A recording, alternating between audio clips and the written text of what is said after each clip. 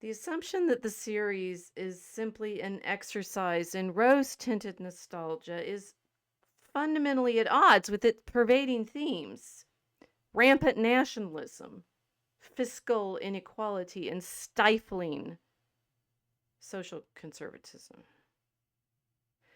Okay, I'm not sure Professor Butler is watching the same show I am, and I'm there's something I found. Oh, we were talking about Stranger Things tonight again.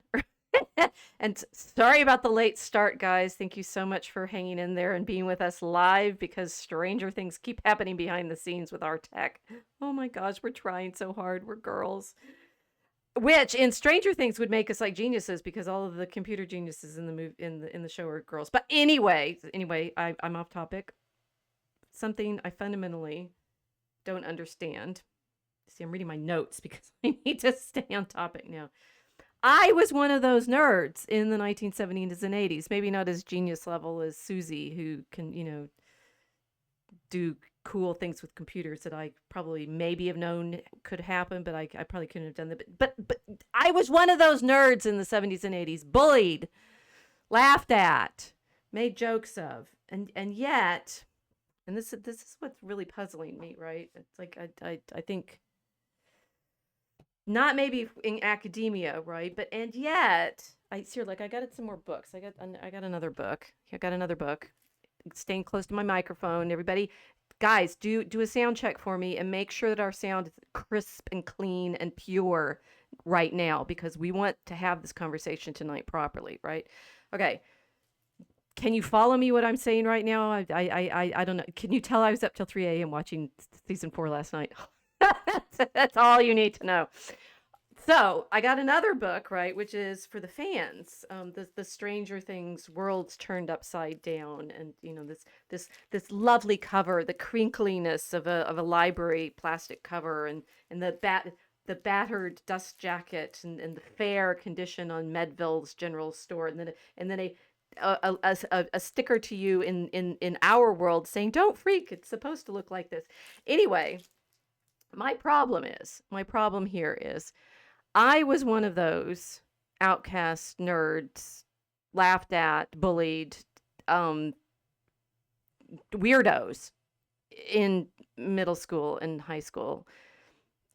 And yet, here's a show that's apparently beloved, whose fans would probably hate me. Or would they? What has happened to our culture in my lifetime? I know the way this show is set, it's meant to evoke what it was like to be one of the kids that was me in that period. The geeky ones, the ones reading the Lord of the Rings. I read the Lord of the Rings. I've got I've got the merch, right? And yet this show now is deeply beloved, and it's commented on by scholars who would hate me if they met me in real life. This Rose Butler saying that, in fact, I'm so angry and frustrated. She's saying this show that I'm enjoying so much is about rampant nationalism and how awful it is, and fiscal inequality. Okay, I agree there. And stifling social conservatism. Here's the puzzle that I'm wrestling with right now. If this show is so beloved, so much so that it's going into its fifth season, and airing in 3 holiday installments, and Thanksgiving, Christmas, and New Year's Eve. If it's so beloved, why do I feel like just as much of an outcast as I ever did? Do you see? This show is supposed to be about my generation, about the kids that were like me, the ones that were bullied and hated and despised and ridiculed because we were the geeky ones reading the books like the Lord of the Rings that nobody else had ever heard of. Is the nostalgia of Stranger Things for me? Or is it for the guardians of culture who write things about how Stranger Things... This is another quote from the same essay. This is Rose Butler's A Nightmare on Maple Street in this book on investigating Stranger Things. You can see how I'm doing a Joyce right now. I feel it's like, wait, I was supposed to be Veronica, right? And here it is. I hear that this show is in fact illustrating just how damaging the toxic masculinity of conservative patriarchy can be. What? No, now I'm really confused. And then she makes another claim about how that Stranger Things takes aim at, this is the conclusion to this essay, in a show that takes such aim at traditional conservative ideals of the nuclear family and archaic family structures. Apparently, Stranger Things is attacking the nuclear family. Did you know that? Is that what our nostalgia is supposed to be for this show? It is a welcome adage that the series allows its young characters some respite, and that the most loving, satisfying, and healthy relationships are found in these unconventional surrogate families. Whose story is this anyway? And what have we lost? Welcome to the Mosaic Ark.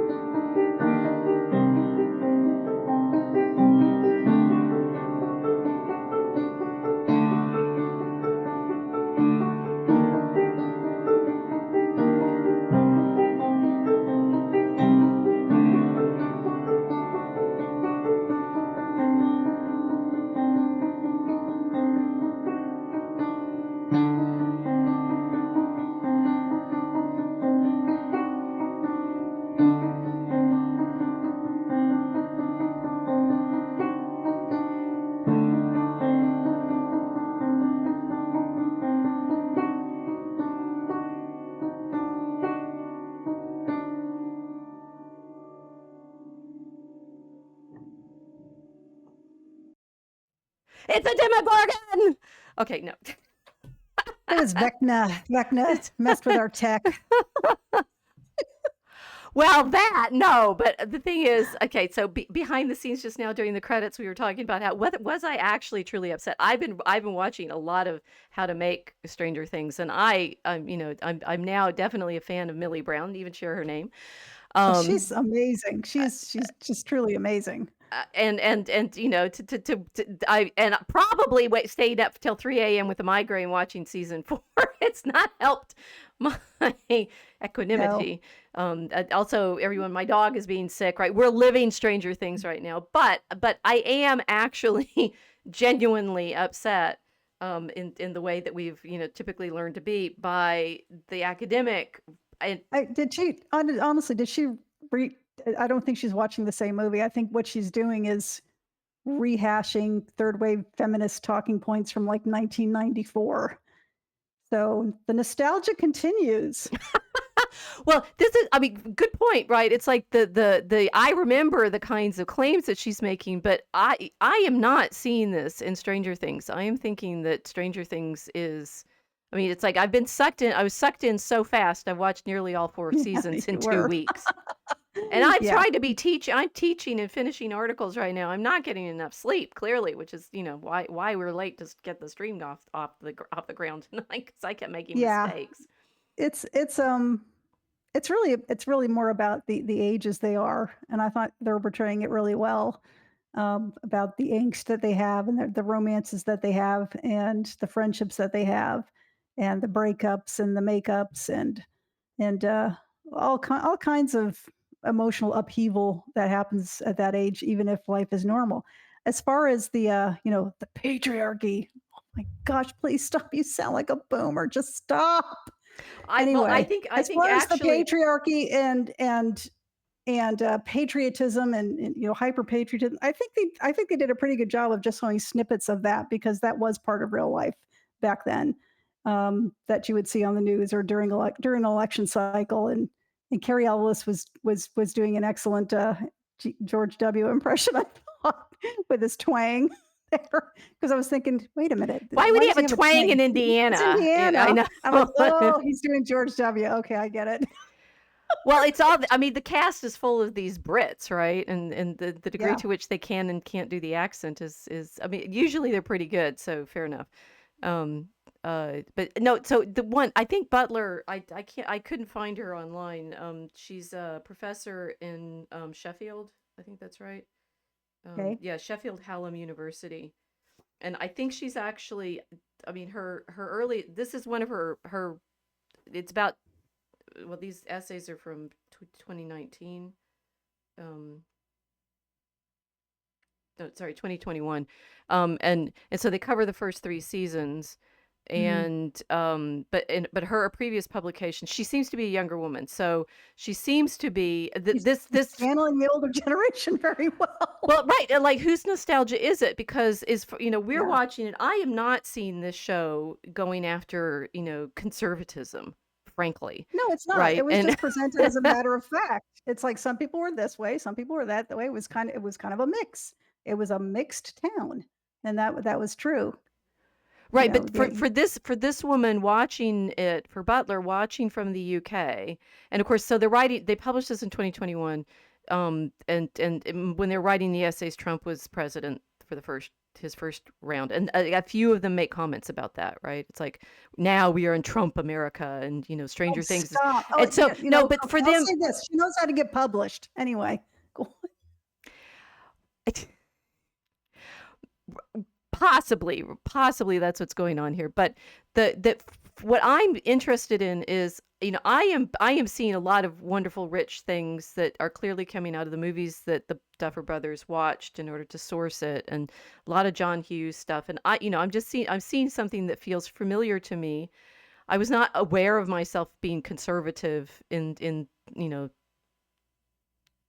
our contemporary terms now. When I was in high school, for goodness sake, I was this a studious geeky student who wanted to be, top in Latin and get valedictorian. I don't know whether that made me a conservative or not, right? But it did make me um uh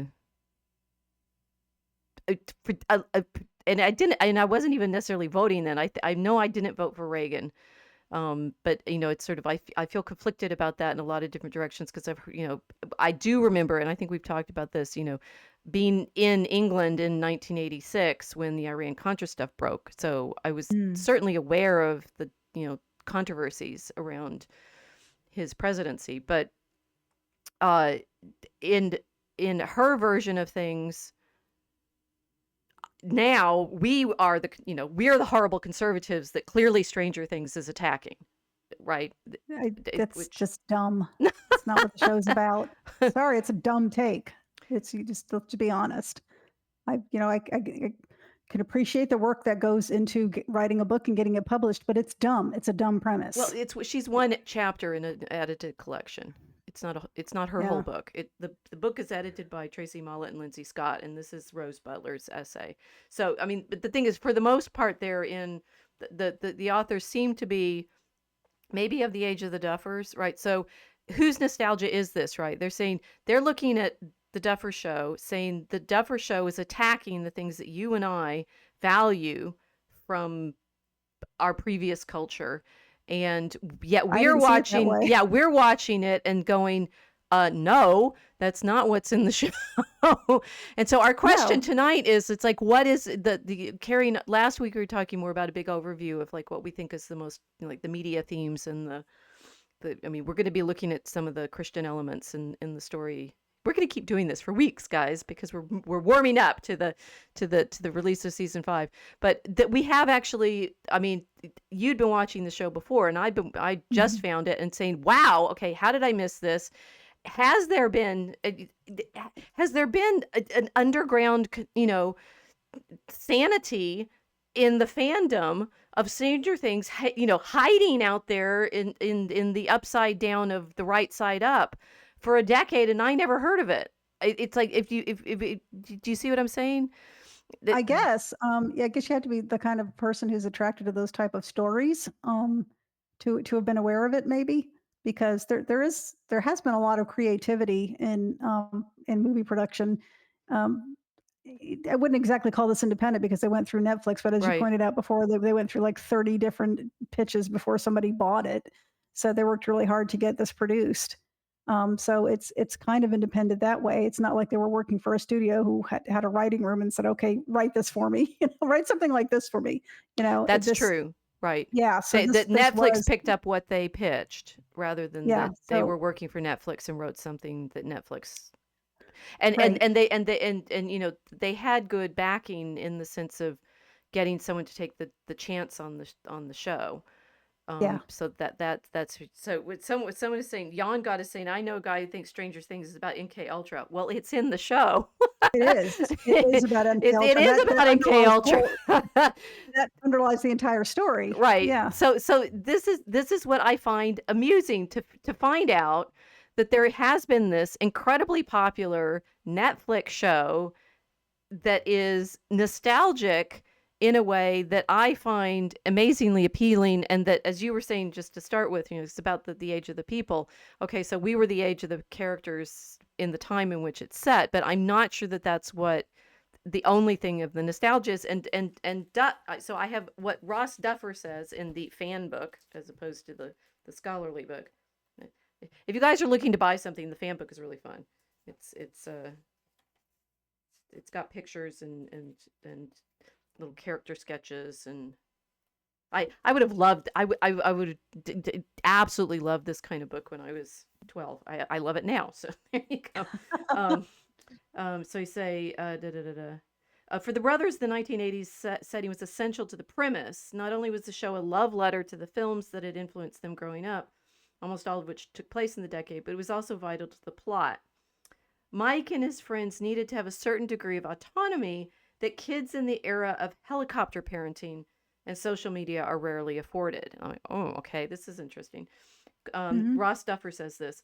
We grew up a little bit later than the period when the show is set, but without the internet and without cell phones, we weren't as tethered to the world. I remember growing up, I felt like I could step out of my house, go with a friend out into the woods, and feel like we were going on some grand adventure.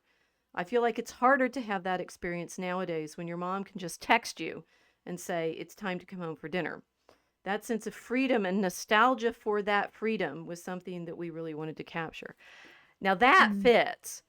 Yes, that does fit. That what the Duffers themselves wanted to capture was the kids getting to bike around and have Mhm. adventures and not be helicopter parent, which ironically, given what but the academics are saying is, oh yes, it was a period of stifling conservatism. I'm like, are you kidding me?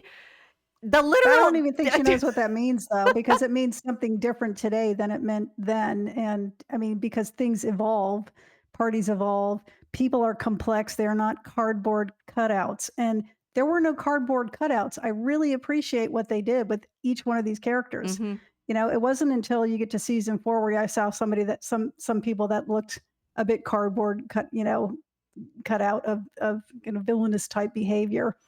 the, But the it's the real the minor. the athletes. No, them and the mean girls, Oh, in at the skating California, rink. Yeah, yeah. yeah. So that I mean, stuff like that didn't really happen because there were, some adults around going, "Knock it off," right? So, but I really appreciate how, and I mentioned this before, the rich kid driving the BMW isn't all bad, and the poor hmm kid who's living in the shotgun shack is not all good. Everybody is a very individual, complex character, and that's so it's beautiful. It's perfect because that's what it makes it look like a memory. And I believe them.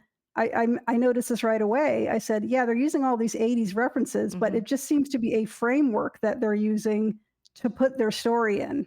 It's like, so that makes perfect sense. The explanation of why they put it at that time period, because they needed the characters to have some autonomy, because that explains it without having to explain it. So I totally get that. Well done. Right, and that the nostalgia is for the freedom that they actually had, not that, I mean, the irony of finding out that, in fact, the kids are not finding their home life stifling. in the way that it's like that what Right. she's describing is the feeling of restriction and constraint from the helicopter parenting.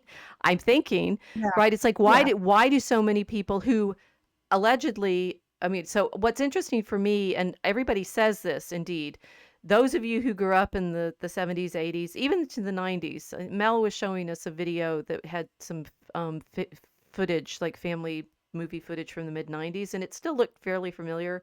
Kids playing jump rope and playing in sprinklers Mhm. and that kind of thing. And I'm like, okay, so we remember childhood like that. And from my perspective, as far as I think about it, it's like, okay, I'm 60 now. I don't have grandchildren right now, right? So I don't know what the kids who were 5 are doing daily right now. I have had students throughout this whole period, right? And as far as I'm concerned, my students are my students. That there hasn't been a vast, difference between the students I had in the 90s and the students I have now. They come to class, I give them exercises, they write stuff, they're intelligent, right? It's like I'm not so Mhm. I maybe I'm insulated at University of Chicago from the the utter catastrophe of absolutely everything. Ironically, given what's happened to academia, right? It's like saying that I'm insulated from what's the crash of the culture means something weird's happening because I'm supposed to have been in the eye of the monster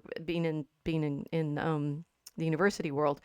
But I just assumed, kids as kids, and sure, don't you still do the things that we did? And to find out, no, in fact, you can't, and that it's because you have a cell phone and your mom can text you. And I'm like, oh, right.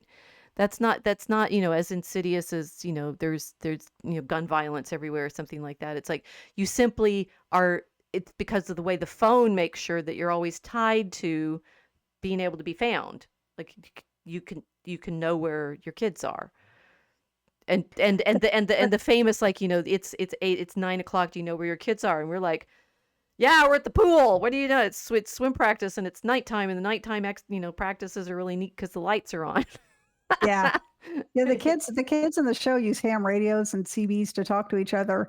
So they're kind of tethered to each other that way, but you never see the adults using it. So that's kind of interesting. So they kind of melted current time with 1985 that way. Yeah, the kids are texting each other, or always expecting to be in contact because of the walkie-talkies, but the Yes, parents don't necessarily know where they are.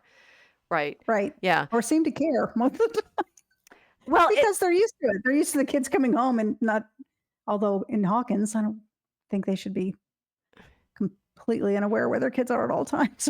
okay, trying to keep desperately. Do you know what it's like? I'm just telling you guys who are watching this, right? What it's like keeping the dragons on topic about Stranger Things, because like everything connects to everything else, and we end up talking about Yeah. 8 things in one conversation while we're prepping for this. We're doing monsters next week Okay. for Halloween, and to think no to think about what the threat is. We need to Yeah. but tonight I want to talk about this sort of the I realize why I stayed up till 3 in the morning watching 4 is I couldn't, and I'm still not done yet, so they're still in danger, but that somehow they've written these characters so engagingly, and the actors, I mean the kids doing the acting are amazing, absolutely, They are. that you don't want to stop because they're still in danger, They're in right? danger. I have to make sure they're I okay. have to make sure they're okay. I'm I can't totally just there sleep. that with Yeah. Joyce, right? It's like, "Where's my son? I'm not going to sleep until I find him." Yeah. And so you're, the nostalgia seems to me to be at a top, the not top level, at the absolute critical level of you care about these characters, that Mm. they're a little annoying, they're kids, but even as you're saying, it's like even the bad guy ones, right? So Billy is an interesting bad guy one because he's so smoldery and wonderful. Oh my gosh. What a another Heath Ledger Ew. from Perth, right? And it's like, good grief, Billy. Right. So I love the scenes in this is in 3, right? At the beginning when the moms are all there at the pool and waiting for him to come on Oh, lifeguard yeah. duty. That was so skeevy, but Well, I remember the pool, right? It's like we had a swimming pool like that. It wasn't a town pool. It was the neighborhood pool, right? we had But a pool too, and a neighborhood pool. I don't remember ever seeing a mom there. It was oh, just kids and teenagers. Oh no, the parents came to ours But the too. lifeguards, yeah, they were hot. I agree. See, this is That was the here. thing I Talk remember. about nostalgia, right? I grew up in the swimming pool, right? So I grew up around Yeah. guys like in racing trunks because we were on a Yeah, team. same. So it's like, yeah, I miss that. The days of youth when we were on the swim team and out there swimming. Yeah. Fencers are in much more much have more padding and outfits. It's not quite the same. Anyway, I've got you're gonna have to help me stay on topic because I'm so drifting back You're into tired I'm very tired. because you stayed up till 3 in the morning like a maniac. Because I stayed up till 3. I'm worried about the kids, right? Okay, so we have the Duffers are saying, look, we wanted it set in a time when the kids could actually have adventure. That there's oh right that you were saying, but it's dangerous in Hawkins. It's like right, but the I don't want to do this week, but the what is the danger that they're fighting? I think we need to think about that next week when we're doing the monsters. The Mhm. the I what the danger I don't think the danger that they're fighting is stifling conservatism, right? I I'm think just I there's think such that's a such a dumb take. that's simply I inane. I'm insulted on behalf of these writers. That's absurd. You know, they had some political signs as background. You know, they had, that your glad handing politician, which was a bit of a cardboard cutout. Love you, Carrie Elwes. It was the character, not you. He was a bit of a cardboard cutout because he needed to be. It was just it was a plot vehicle to move it along. But it's an insult to these writers to say that they were writing, wider tropes in general. It's that's not what they did. I think they achieved something remarkable here, and I'd like to see that acknowledged. Well, yes, that's why we're doing the fan version of our Yeah. stream now to talk it through. But the thing is, the heart. So we did talk. I mean, I think there is a level at which the myth level of what the horror is matters a lot, right? And whether there's what political dimension there is to it is complicated. But the just the basic sense of, in fact, what are the characters wrestling with? What is the problem? And whether simply cardboard cutout interpretation onto it that, oh, it was the 80s, that was when Reagan was president, therefore the bad thing that people all felt oppressed by was conservatism. And therefore, I mean, because obviously it's like I think, okay, like spoiler alert to our particular argument here, but I think in fact the reason the show is so popular is because the Duffers, thanks be to God, have avoided all of the ridiculous cliches of the last decade miraculously, right? Yeah. How have they managed miraculously not to do the usual absolutely deadening conservatism or suffocating wokeness of the 2010s, right? It's like it's Yeah. something of a miracle. And if you want to feel nostalgic for the time in which you weren't helicopter parented to death because you never could get away from your mom on the text phone, think again about exactly what it is that the Duffers were trying to give us, escape into. They say it's back into that freedom that people had when they weren't constantly being smothered by something, right? I think the monsters are more complicated than just saying it's feminism. But what's interesting is there's almost, I mean, it's like Did somebody say that? well, it's implicit in all the scholarship, right? Because everybody, that the right answer to get to the mid 20th century, mid 21st century is the things that we needed to escape from in the past are the patriarchy, right? Yeah. And the pendulum is swinging back in an equally ugly way right now. I'm seeing, little snippets of that here and there. How do you I, mean? I again, this is like, yeah, it's yeah, girls are dumb. Girls can't do anything. Girls need men to do anything at all. And then why don't you just admit it? And I'm sorry, it started out as a joke. That's funny. But then it goes on for 2 years, and you're like, yeah, I don't like where this is going, because this kind of talk is what got you radical feminism to begin with. Okay, so and this is great, right? I was making jokes at the beginning about how if I were one of the girl characters in the show, I'd be better at this. That they've managed to do this beautiful. All of the characters I mean, you stay up till 3 in the morning, for goodness sake, caring about all of them, the men and the women, the Yeah. boys and the girls. Duffers, we love you. Thank you so much Yeah.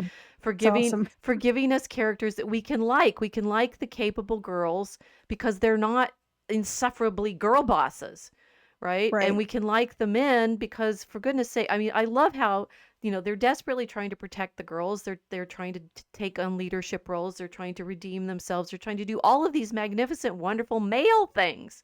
It's the most Mhm. gender gorgeous show I've watched in ages. Yeah. And these Good. people can only see it as like, challenging the toxic patriarchy of the late 20th century. And Yeah, I'm way like, to oh suck my all the gosh. fun out of the story. Good grief. Overanalyze it. Well, no, but we're overanalyzing it too. That's okay. I'm But not overanalyzing it. I'm just no, I'm right. Remember? yes, you're right. You are. Yes, you'll end up right. In this But time. by the path that we have to take, it's like nice and windy, right? Like the tunnels underneath Hawkins. Um, Yes. that Mines. that they are. What's interesting is horror is actually always showing us what's gripping us and what we're frightened by. And the interesting thing about what in fact happens in this story, I mean, so the nostalgia and the feeling of what's been lost. I mean, start with having friends. Yes. Right? Here our Yeah. boys are in their opening scene, which is like what I think, this scene is it I was reading in the fan book, right? This first one they filmed. The kids were just great together and everybody loves it. This scene, captures you instantly. This is the we have now, the kids are playing a game, you're in a game, you're going to be in this adventure, you're welcomed into the adventure, and there's a team of boys, like Mhm. Hobbit level, 4 boys that are going Yeah. to, stick together and be, fight against these monsters. Mhm. And the nostalgia for sensing that there is a fight, there is a clarity of what's the monster, and we need to fight it. Right. It's the fellowship. Yeah. So the nostalgia straight up is, it's like, I'm amazed they've got a fan base. They're about to make season 5. I hope. Oh wait, they've already made it, so they're about to release it. So good. We can't I ruin their haven't life by news saying, about that. "Oh my gosh, how beautifully traditional this is." So Boy, I just want boys fight dragons. Oh golly. yes, boys fight dragons and girls fight dragons too, which is awesome. I like that. Well, yes, and that the It's most powerful Nancy character is this girl who's is this girl, right? But Nancy also, she's because she's so good with a gun, obviously, and she says her parents taught her how to shoot. She's Sarah Connor. Come on, Oh, no, and so what I find funny about this with the just to use the poor scholars as our foil, that's her um, punching bag. I'll salute my opponent, right? We talked about them last week, and now you get me on the attack, right?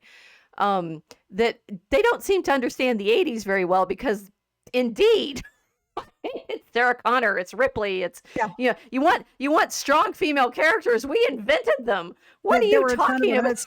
it started with Ripley in 1979, Right. right? So yeah, you had Ripley, you had Sarah Connor, and there were a couple of more in the 90s. It started to pick up a little bit more, and they were all really fun characters, Electra. Then you had my favorite was um was Xena Warrior Princess. Right.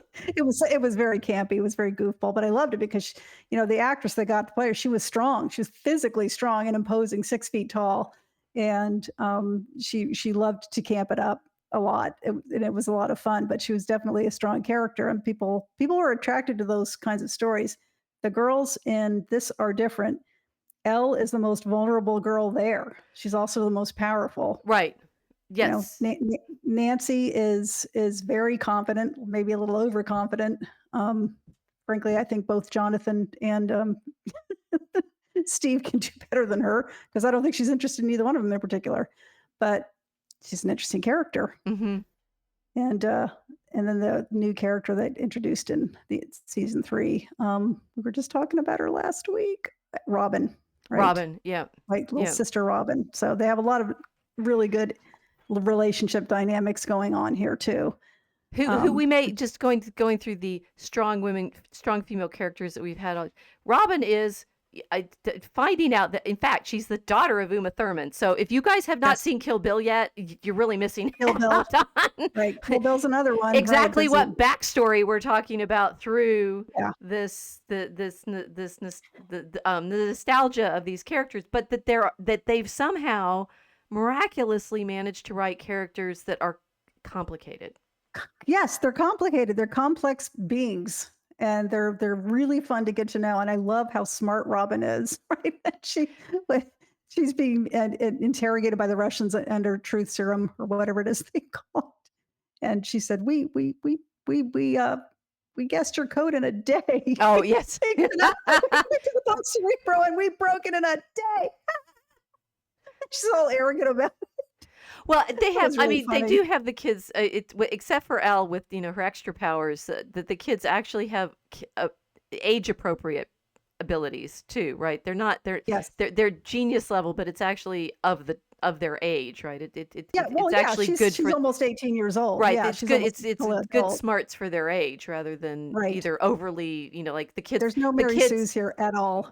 amazing, right? Yeah. So on the one hand, you have opening with a group of friends who are boys who stay, stay interesting and develop, and that they've actually over the series let them grow up and become more complicated and irritating as mid-teenagers do, and and that the girls who are part of their friend group, I mean, they feel like the kinds of girls we were when we were Yes. their age, and saying, we were not. I mean, I think this to this day, I have not felt oppressed by the patriarchy. Sorry. This is why back in 2015, which is why I've been so distracted not watching the Stranger Things for the last decade, and when it opened in 2016, when I said 3 cheers for white men and everybody got mad at me, and I'm like, sorry, Yeah. they've helped me my entire life. So if the patriarchy was about oppressing me when I was supposed to be girl reporter, that was a little caricatured when Nancy has all the It was too problems much. with the Yeah. guys at the paper, but I didn't notice it. What I love, and of course, what's gorgeous about the way they've written the relationship between the kids is one that it's between the different ages of the kids, right? So you have Mhm. the boys group and the plus L, and then Max, and then the teenagers group. So Jonathan and Steve and Robin and Nancy, right? And that they actually help each other across that divide, which is they are different, right? The Yeah. bits that the younger kids can be in versus the parts of the story and then the adults are there too, right? So ironically, I'm sorry guys, but if you think what was bad about the 70s and 80s was the oppressive patriarchal conservatism, no. I'm going to tell you again, and you're going to remember it. I grew up in a single parent family because my dad left us. That's not conservative toxic masculinity patriarchy. That's it. We were the buyers, except for we were in a fancier house because my dad was a doctor. And when he left, we never saw him again. Well, we did, but they just left us with the house and my mom taking care of us. So all of this fantasy about the kids being alone as latchkey kids with the mother at work all the time, me. Yeah. That was a lot of kids then. And It was not in our yeah. neighborhood. It was me. And my friend, my sister and brother and everybody else, they still had their families, right? And we were Mhm. with the reason that we were like weird and strange, among other things, and ashamed to say it out loud, was Dad was gone. Mhm. I mean, maybe you had a more No, experience with there more were of it. no, there were people that in my neighborhood. They were single moms. They were divorced. Yeah. Some of my You're a friends' little moms. younger than I They were am, so maybe it started 3 years. it Yeah. hit in a wave. We were just the first, right? I remember it's like Mhm. It was a very, wave, definitely. very distinctly remember in Yeah. 1975 or it was 75 or 76 when my dad said he was leaving. Literally, we knew nobody else, and That was typical too. Yeah. It did increase in the later 70s and the 80s right, more. it picked up speed. So in Mhm. fact, the toxic patriarchy was they left, just like the buyer's dad does, and And the toxic patriarchy was that the mother always got the kids. Mm. And there wasn't you're spending your weekend with your dad by court order back then. That came later. Well, yeah, so we saw my dad, once a year. Yeah, because they didn't order it. It was like it automatically the children automatically went to the mother, which wasn't always the best idea, but it was just that yes, the patriarchy was so strong that the mother immediately got full custody of the kids and alimony. That's how bad the patriarchy was, right? Stunning, right? And then my Yeah. dad moved to, so it's like I think I'm abreacting to season 4 partly because my dad then moved to Reno with Oh, his did he? with my stepmother. So we first met my stepmother in Reno because we went out for Thanksgiving dinner to see them there. And you know, okay, right? But so it's sort of funny with the nostalgia for what, right? It's like the Duffers get it right. It was nostalgia for being able to have our adventures and be out there. But the Mhm. feeling of which family was most oppressive and challenging and who was struggling, and I mean they're doing a nice job of showing the layers of that as well, Yes, right? because they all have their own individual struggles, and their Right. struggles I recognize too, from families I knew, from my own family, yeah, that's, the unhappy, wife who stays because she's, and good for her, committed to her marriage, but, she's bored. That's why she's reading Bodice Rippers when Billy shows up at her door looking like one, Well, and to their with the credit, cover they model, don't write the usual and they Netflix plot and and they that she no, which sleeps was with him. wonderful. Right, and then what was great is they didn't say, "Oh, and they had this wonderful reconciliation." No, she's still rolling her eyes at her husband like, "Oh my gosh." Right. Right, but she's sticking with him, which was very realistic. And, poor Max, her mom, now divorced for a second time, and she's having a really hard time, but she's like, "Well, it's better because at least he's not here, my stepdad, because he was abusive." But they're saying and it's not and now everything got better. No, it's still hard. It's still Right. really hard. It still shows people, you know, living out their lives and trying to do the best that they can. No, there are, like I said, very few cardboard cutout evil people here. Well, so Uh, we have various layers. So we've been thinking about the kids as the opening setup, right? I do have my pictures are now not in order of where we've gone with conversation, but I'd saying that one of the things I obsessed with last week was that the houses, and that they're so very clearly in Georgia to me, not Indiana.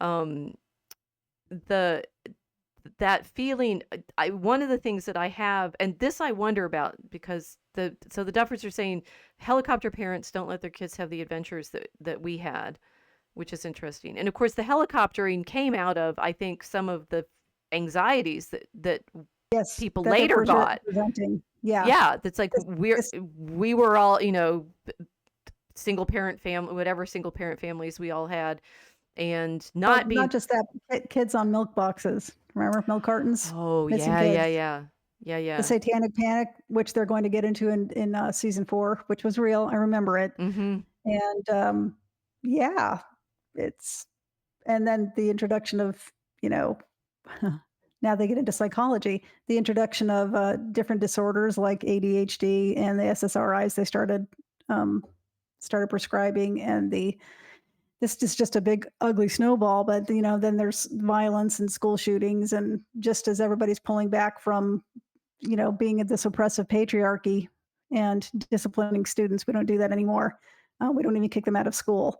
It's just there's a whole lot of stuff that happened around the late 1980s where this story is heading through seasons 4 and 5 Mm-hmm. that just exploded out. It just exploded the culture in not very nice ways. And one of them is helicopter parenting. Everybody was terrified. So here, Jan got to say the nostalgia for surviving dysfunction. Well, yes, we were Yeah. tough. What are you talking about? It's like No, we made it out of that period. But I think our grandparents had it a bit tougher. Come on, well, they as I didn't eat some understand it, days. kids now think they've gone through some fairly difficult stuff with the They lockdowns and did. things. So They absolutely did. I think that if you Yeah. survive out of adolescence, you get the medal, right? But I would rather starve than be that age and go what these kids went through in middle school. It was demonic, in the and I'm not saying that lockdowns. Yeah. Yep, I'm In not saying the that period lightly in which either. this is set, right, in which the season 4 was hung up for filming because they well, actually, it was hung up for Mhm. filming because of the writer's strike or the actor. No, there was Yeah, some industry strikes, right? it was absolutely cruel.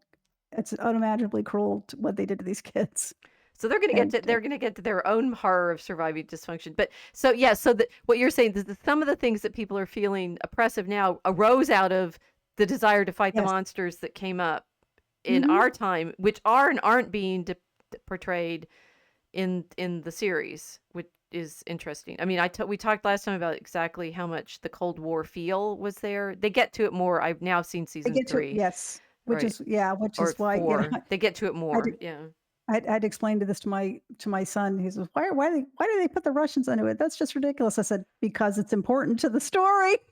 right. And then you get to season 4 and it shows you why it was important to the story. It's like it was an arms race and they considered this thing to be, you know, a power source, right? There were Yes. at least they were exploring it.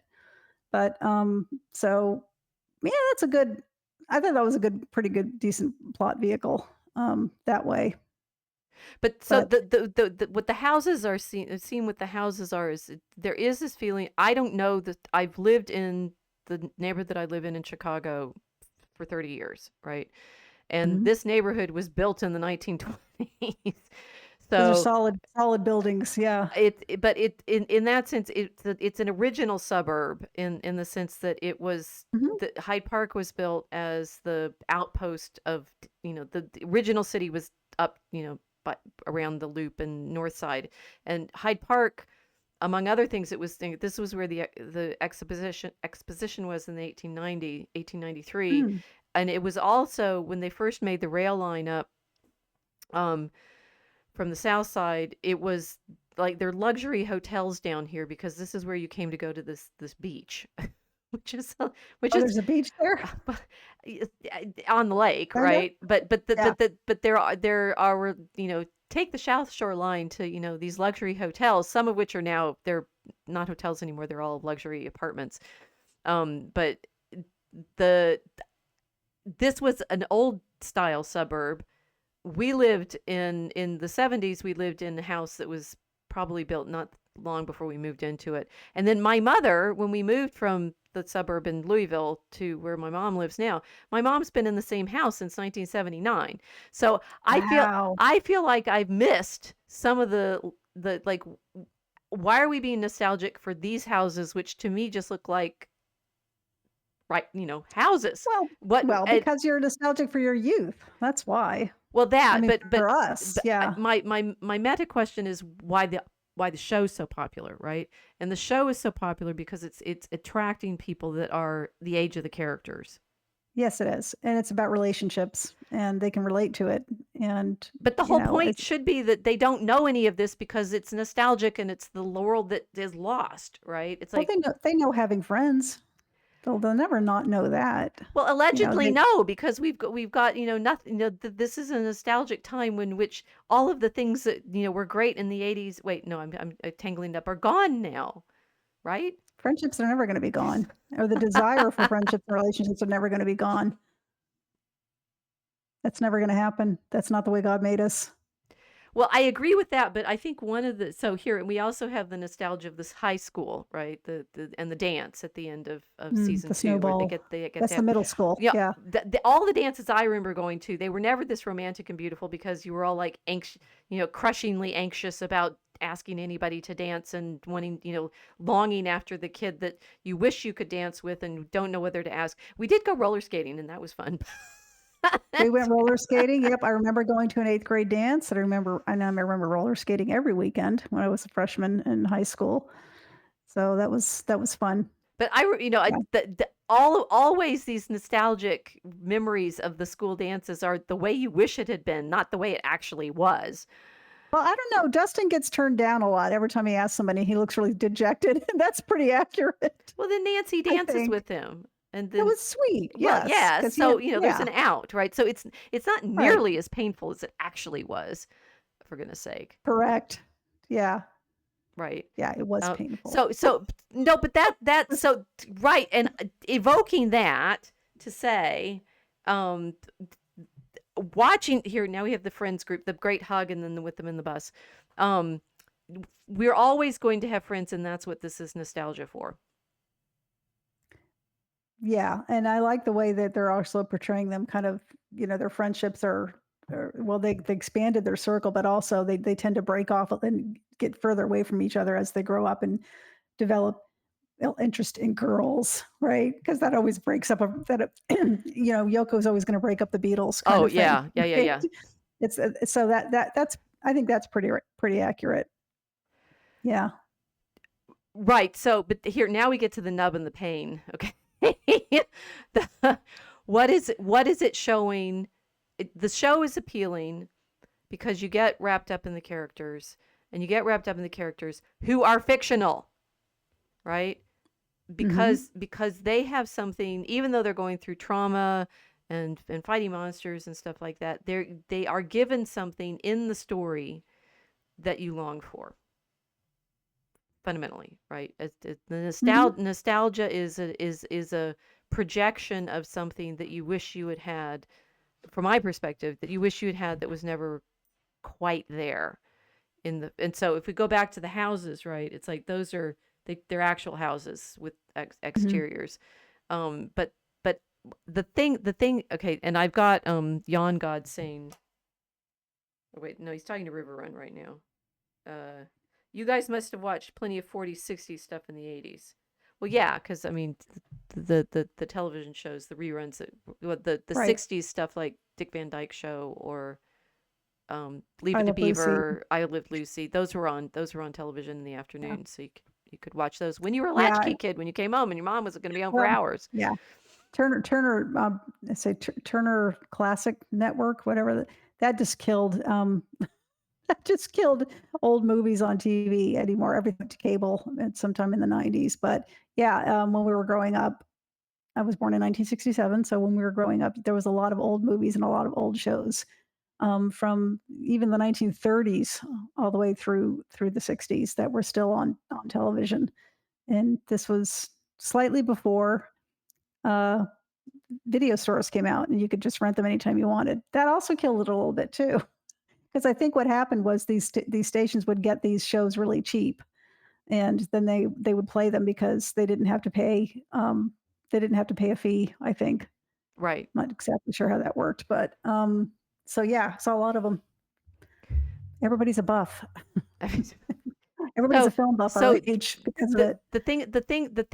the effect of watching shows about homes that aren't yours is Mhm. that I find this, and this is a really haunting problem for me, um, that you can fall in love with the set that you see these Oh, yeah. characters interacting in, and it's Mhm. been the rest of your life haunted by the sense that that's what a home is supposed to look like. Yeah. Even if like I we had a house that looked more like the levels of the Wheelers, right? We did actually have like shutters, and we had a porch with columns on it and stuff. And so I'm pretty that sure I've two-story been in kind of their house. house. What? I'm pretty sure I've been in that house many times when I was in high school. That was a really typical design. Right. Yeah. Nancy's house, yeah. And the house we had in Louisville had, these two-story, four-bedroom houses were a standard construction in those suburbs, right? Um, Mhm. but okay, so there are two things that I'm thinking about here. One, the nostalgia for a house, which I live in an apartment right now. I am still so pathetically attached to the idea of getting to have a house, and I probably will never live in a house again, because I'm in the city in a place where it's too expensive to get a house. And so I grew up in a house and I can't have a house. And this is something that tugs at me a lot. But the feeling of having things happening in that house. I mean, I think the whole problem of it is it's a set, and events happen there, and you turn your television on and you see events happening there in the house, and it creates a longing for something that even if you were there at the time you didn't have, Mhm. right? Yeah, definitely. And the thing is, I think there's a similar sort of thing with like what they do at the school. There's all this pain and agony in lockers, and you have drama around the lockers and stuff like that. But Yeah, I'm remembering some right and the, now. and the Yeah, it's funny. dance and the bullies and stuff like that. I mean, I was actually bullied, but it wasn't by anybody at school. It was in the neighborhood at home, and we were 10, not high school age. Um, Mhm. and I do actually have some meditations on how inaccurate the representation of bullies in the movies always is, because it's more how you felt rather than actually what happened. Oh, no, I had it bad, Okay, worse than Elle all got right, it. you did then please tell, right? I mm. Mm, well, no, okay, I so was this I was is 11. Okay, I was 11, it was 13 on 1, and, they didn't just throw a milkshake on me. oh, and So and, did you luckily fight them? Did someone they didn't rescue no, it you? was third no, no, the teacher was there, she ignored it. It was the gym teacher. And it was in Um, gym? yeah, it was in the gym. Yeah, they literally surrounded me in a circle and was pulling my hair and slapping me and Wow. screaming at me, and oh, Oh, yeah, it was Casey. violent as hell. I have some stories. I do. So, Where? yeah. Which topic now? We're gonna hear. No, but but the thing is, this is this image. Okay, what you just described. It's like, did you have a friend group? No, because I had just moved there. I was new.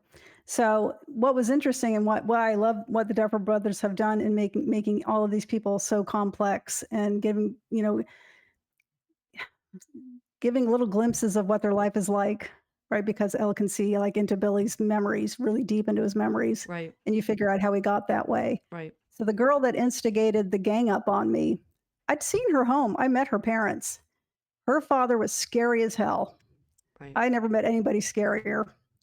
And I knew at that instant why she was like that, and she was very violent, and, yeah, I don't think things went well for her, in the years following that, but I don't wanna give any details because that would be wrong, No, but, so actually, so yeah, the girls that bullied me, and it was girls, right? It wasn't because they were the popular ones. That's what I was saying about the bullying is a little different from the way it's portrayed. yeah.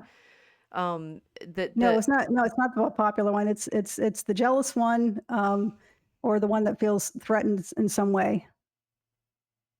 Not right. I don't mean physically threatened, I mean, like, your presence here is disturbing me, and I don't know why. I think I'll just punch you. It's kinda like that, you know? No, and they did the girls that bullied me was when we just moved to the neighborhood too.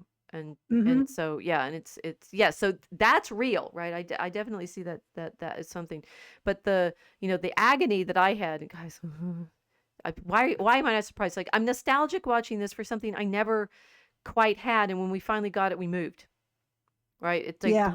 Oh, I I know. right right Every 3 finally years, yeah. finally got a really good group of friends my freshman year in high school, and we moved. Same here.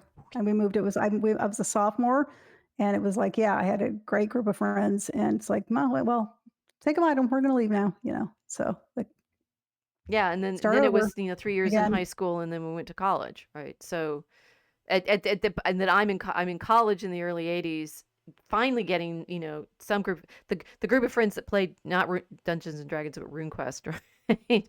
um, and that but it's the achingly beautiful thing that they keep. It's like romance, right? This is a romance of friendship that they've written into this story. I hope the Duffers actually had friends. That would be nice if they're actually recreating something that they had, as opposed to Mhm. they're describing something that nobody quite has at the level that these characters go through. Right? It's like Well, they're we so they're well, so yeah. supportive and caring for. I mean, it's like when Elle rescues Mike because he's having to step off the cliff, which is what comes into this scene where they're hugging, right? Yeah. And Well, that's you have what's this feeling of someone will be here to catch me. I'm gonna cry. well, now remember, these what these kids are going through is war. So the friendships that they're forging are forged in real, actual blood. Like Billy's blood, and there's a lot of violence and death, and they're essentially they're in a war, and so their bonds are going to be stronger because of that too. Well, So but it's not it's exactly reality. as a war story. Then it's like it's interesting that Hopper has the backstory of being in Vietnam. I mean, the reason my dad left and the reason we moved around so much is A, being in the service, B, he got depressed being in Thailand as a Hmm. surgeon. Yeah. stitching together the guys who were there in the war. Mhm. Um, I mean, so Jan Yeah. God was making a joke about the nostalgia for surviving dysfunction, but this is, I mean, the trauma bonds are, interestingly saying the helicopter parenting has taken away the possibility of a real risk. So the reason this is Yeah. so appealing is, yes, you'd be in some kind, and why stay up and watch it all in one go, right? The Dungeons and Dragons gaming level was pretend war, right? Which create bonds Yeah. of being Oh, in wow, that that's deep. game. Well, Layers and I hadn't layers. thought of it until you said it. Yeah, they're in a war and they're bonding at that level, and it's being able to come through that kind of crisis that creates Mhm. this sense of, you know well, it's funny to me that Hopper is in whichever one. Is it 3 when he's in the Magnum PI shirt? Although Yeah. it's a Yeah. bad Magnum PI shirt, right? Yeah, somebody calls him Magnum. Yeah, that was funny. Right, because Yeah. he's It's got the clearly mustache. he's meant to be that, right? It's like what Magnum would be in real life, right? Not in sort of, Tom Selleck and all sexy and everything in a like an actual cool Hawaiian shirt. But In real Tom's life, Magnum's, like, all traumatized and drinks too much. well, yes, but the thing is, Magnum. The Pretty point funny. of Magnum is that he's a vet, right? And his friend who flies the helicopter, they were in the war together. So, if you've done a deep dive and binge watched Magnum, you realize they get to some really interesting episodes fairly deep in the series Mm. where I you never have watched I was never a fan. Yeah. war memories of them, and that's Okay. how that you're right, you right now are totally accurate. The reason the kids are bonded like this is because they're in a war. Mhm. Interesting Yeah. thought. I'm out of wine, so I'm down to water now. Oh my goodness.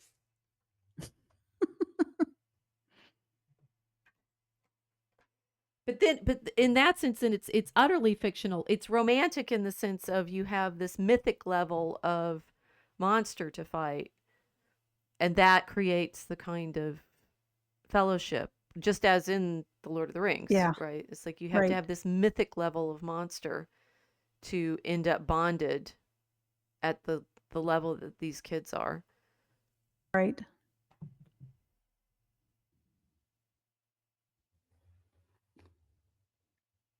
Vecna's at it again. My little light went out behind me, just so you know.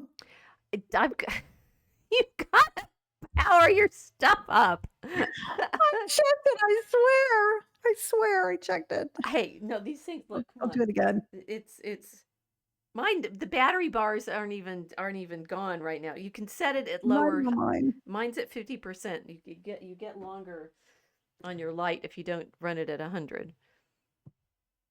We're gonna like desperately bonded over our streaming together. You realize, like all of the trauma of trying to be like smooth and cool about. Okay, so that's it. That's All why I've right. never been So cold.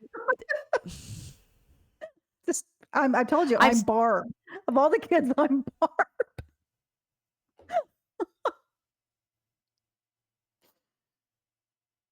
I see you as more of a Max, but anyway.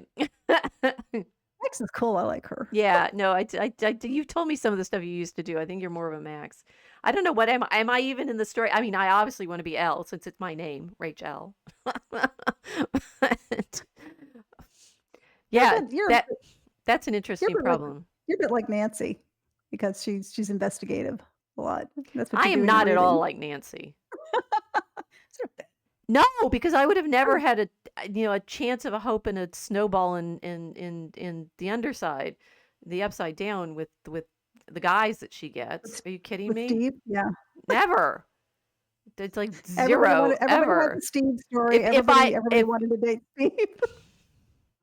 okay, there were some really cute guys on the swim team, granted, in high school, granted. They were not interested in me. They always already had girlfriends. I know I'm not Nancy, all right? Um, Mike level, yes. See, so I can imagine that. Like Elle and Mike, this is the dysfunctional power fantasy that I have. Are you kidding me? So we have some other kinds of friends groups, right? So that This one, I don't know. I'm just collecting. It's so easy now that I know all the pictures. And Mel, thank you for collecting them again. I could not do these preps without our river run.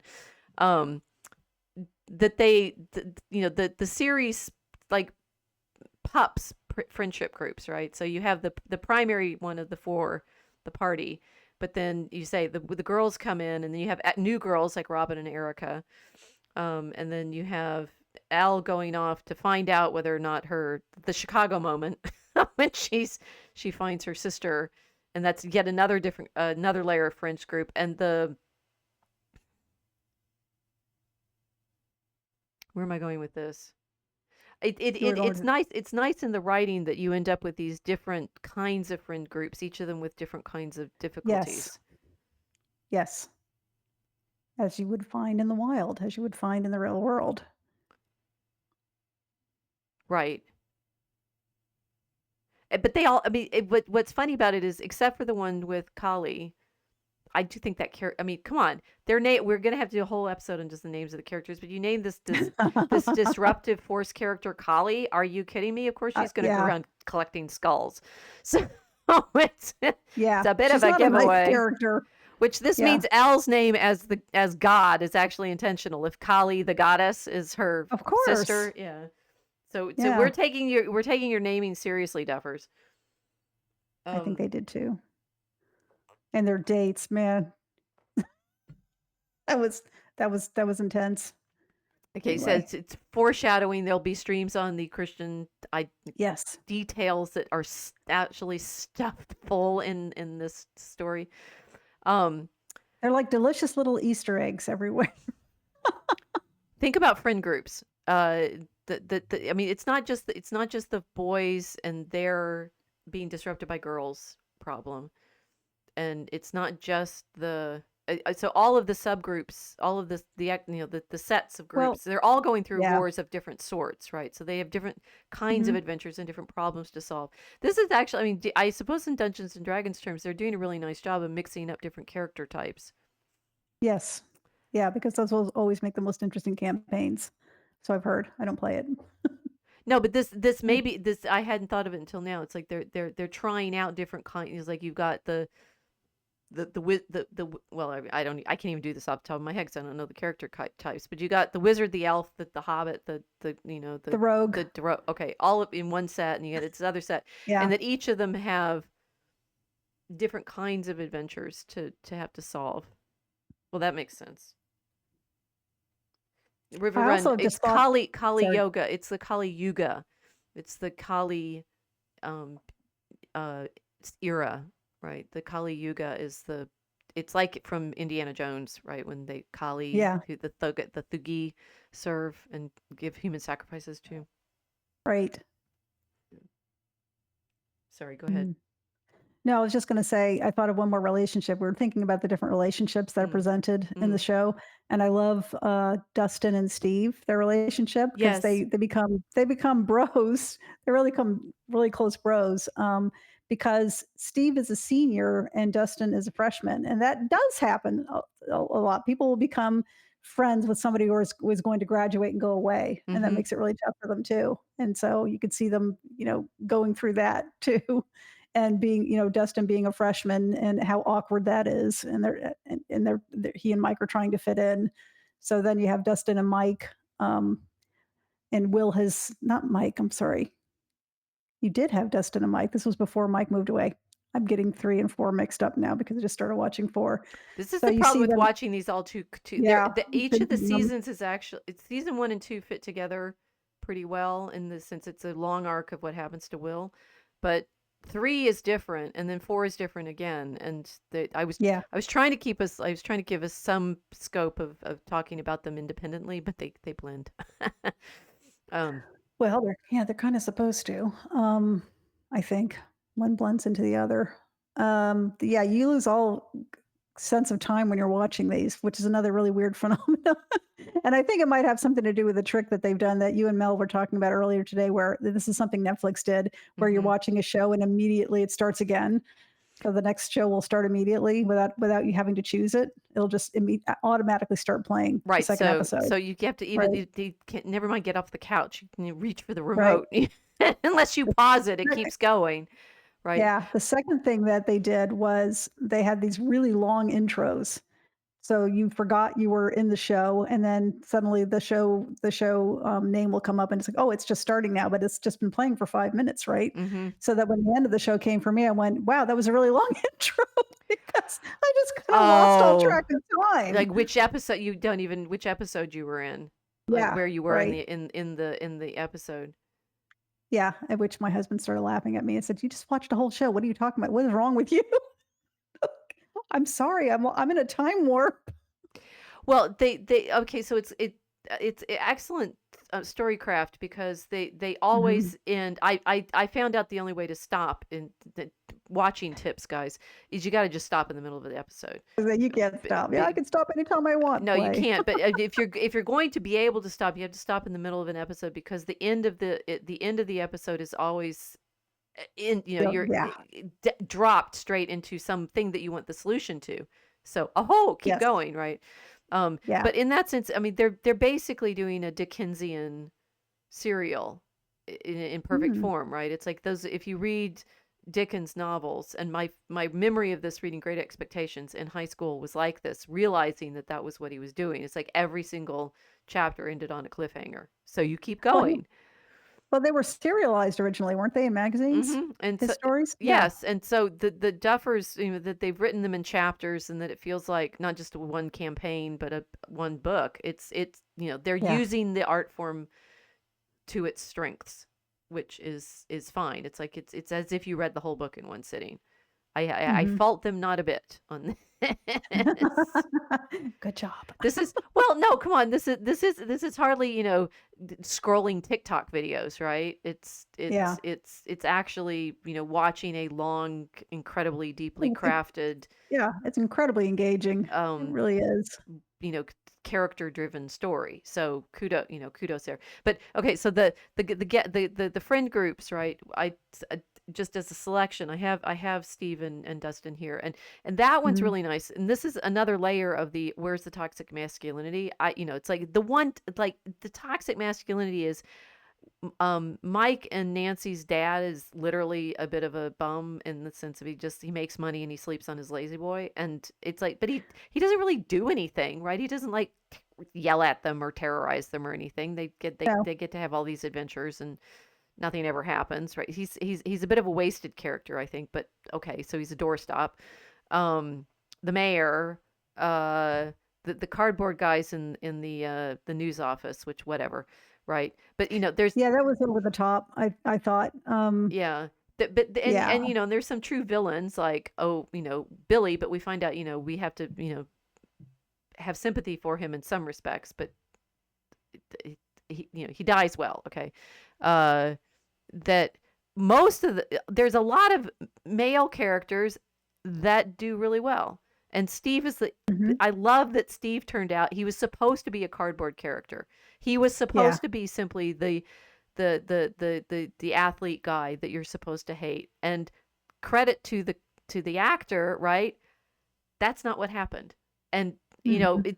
there's so much hope in it that saying not only does Barb, we have to have justice for Barb because of the way the fans responded, but the Duffers are also writing. They're enough like dungeon mastering this with the way their actors are responding. That Steve turned into a really interesting character who Mhm. takes Dustin under his wing and teaches him how to Yeah, do that his was so hair. sweet. It's just Yeah. so cute. And Fabergé Organics. like how am I gonna be? I'm gonna get the girls, and how it's like Fonzie only better, right? Yeah. It's like Fonzie trying to give Richie lessons on how to be cool, right? Oh gosh, that was so cringe. But the guys learning how to be better boyfriends, right? Mike Yeah. and Elle, and Elle having to learn how to be a girlfriend, which she's not terrifically good at, right? And then And learn how to be her own person too, right? Because she needs a bit of freedom too, and Max told her this, well, I thought, and what was interesting about that episode was that at the end of it, she says to Mike, well, he says, well, that's just your dad. That's just Hopper telling you he's just being an old man. He says, well, what if he's right? You're the only person I see. Yeah, So maybe I should right, see some other people besides you and him. right. And she was right about that. And that's good advice for any young girl, you know? So I have one. I think Hopper. We have a whole father daughter arc too. With oh no, that's wait. I've got. Uh, hmm, eh, there's father daughter arc, right?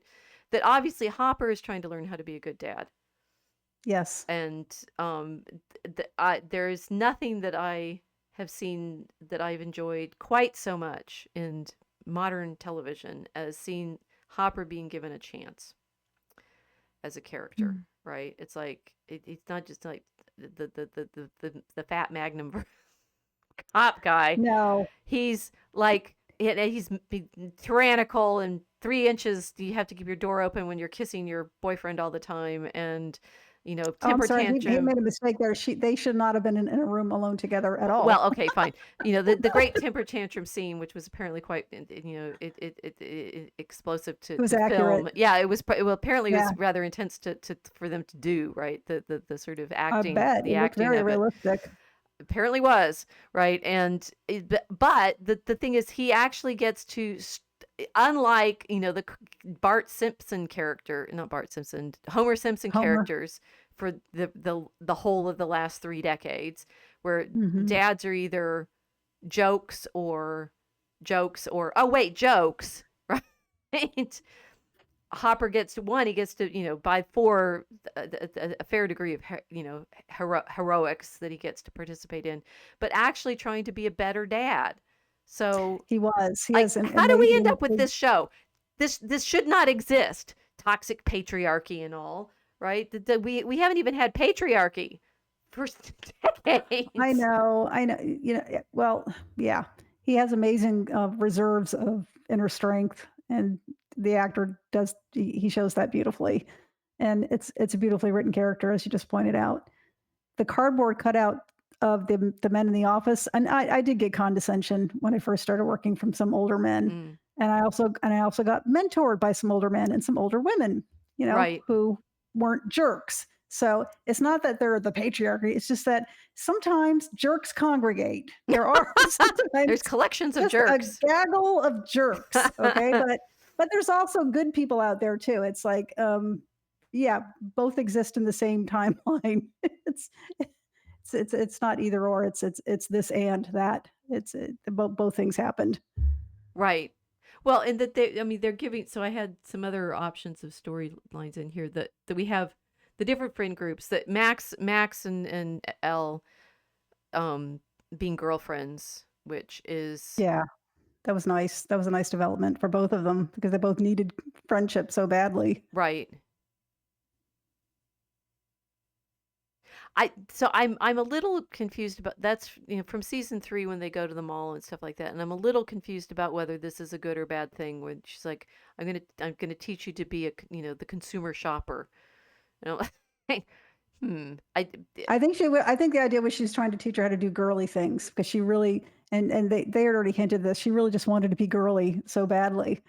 And so she said, "Well, I'm going to take you shopping, show where all the clothes are." She said, "Well, what do you want to wear?" Right? Because she'd always just grabbed whatever was lying around. Right. She was raised for some reason. And I don't understand why they would do this. Maybe it was just to strip them down and then build them into the assassins they wanted them to be. But they weren't allowed to keep their hair. They weren't allowed to wear any clothes. Were always wearing hospital gowns. Yeah, I And then found that a after little that, strange. I mean, they do get the sweats eventually when they're doing their yeah, different training. I think the idea of shaving their heads is so they can put the electrode nets on their heads. It's easy. It's maybe. easier to do the brain scan stuff. But they're also completely breaking their personality. Oh, They're flattening definitely, it. definitely. So it's So like the prisoners in right. the So Russian. her going to the mall with Max, that was just let's go be girls. But wow, I can't wait to tell. What do you mean you've never seen a mall? I mean, think about if you were her age and a young girl or your age said, "What's a mall? I would like to go shopping." You would like be thrilled. Yeah, girls shopping day. I hung out at the mall a lot with my friends. Just window shopping. So I totally got that. I thought that was I thought that was pretty spot on.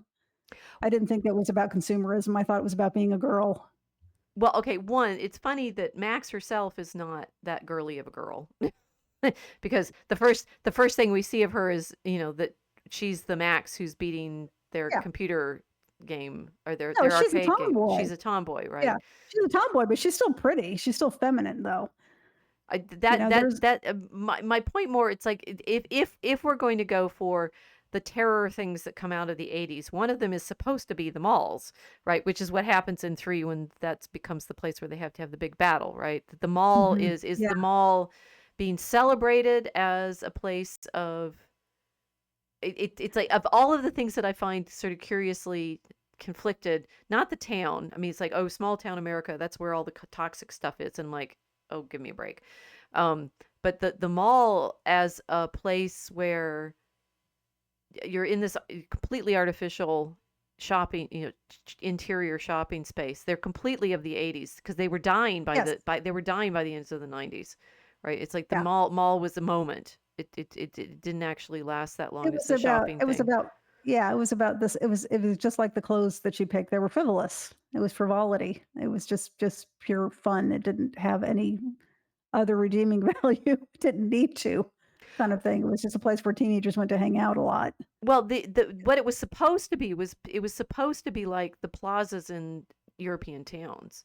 It was supposed to be Oh, a was it? pedestrian place. Yeah, that the original conception of malls was that they would be a place where, because the cities don't have those shopping areas, Oh, right. but unfortunately, as they show in Hawkins, it draws all the business off of the main street, Yes. which had been the shopping area, and then you Right. all end up doing the social part of your day. It's in these spaces. It's meant to be And that third was real. spaces, right? It's the space where you Yeah. go to be social, like you said, right? You hanging out with your friends, and Mhm. it's this place of, but it's a fake place, right? That's the problem with the malls. They're like Disneyland for shopping. I don't know. I wouldn't say they're fake place. I'd say they're less, they have less character than a downtown would. Hmm. Right, but they That's were right. new, and they were clean, and they had good security back then. That all stopped when people stopped, when towns decided they didn't want to prosecute crime anymore, and then that killed them. But, Walmart also killed the small shopping areas in small towns Right. too. So Walmart was like a much less interesting big mall basically because they sold everything there. And then Amazon came along and started killing off the malls and the Walmarts, and, then the Biden administration killed it dead, like, stuck a stake in its heart by forcing them all to close down. Right. I do know somebody personally who lost her business, and it was a thriving business, a thriving small Because of business. the lockdowns. Yep, and it was a place where a lot of old people would like to go and have breakfast. It was a diner. It was a wonderful place, Mm. and just heartless. These people were heartless, and they just drove a stake through it. So, we should never let that happen again.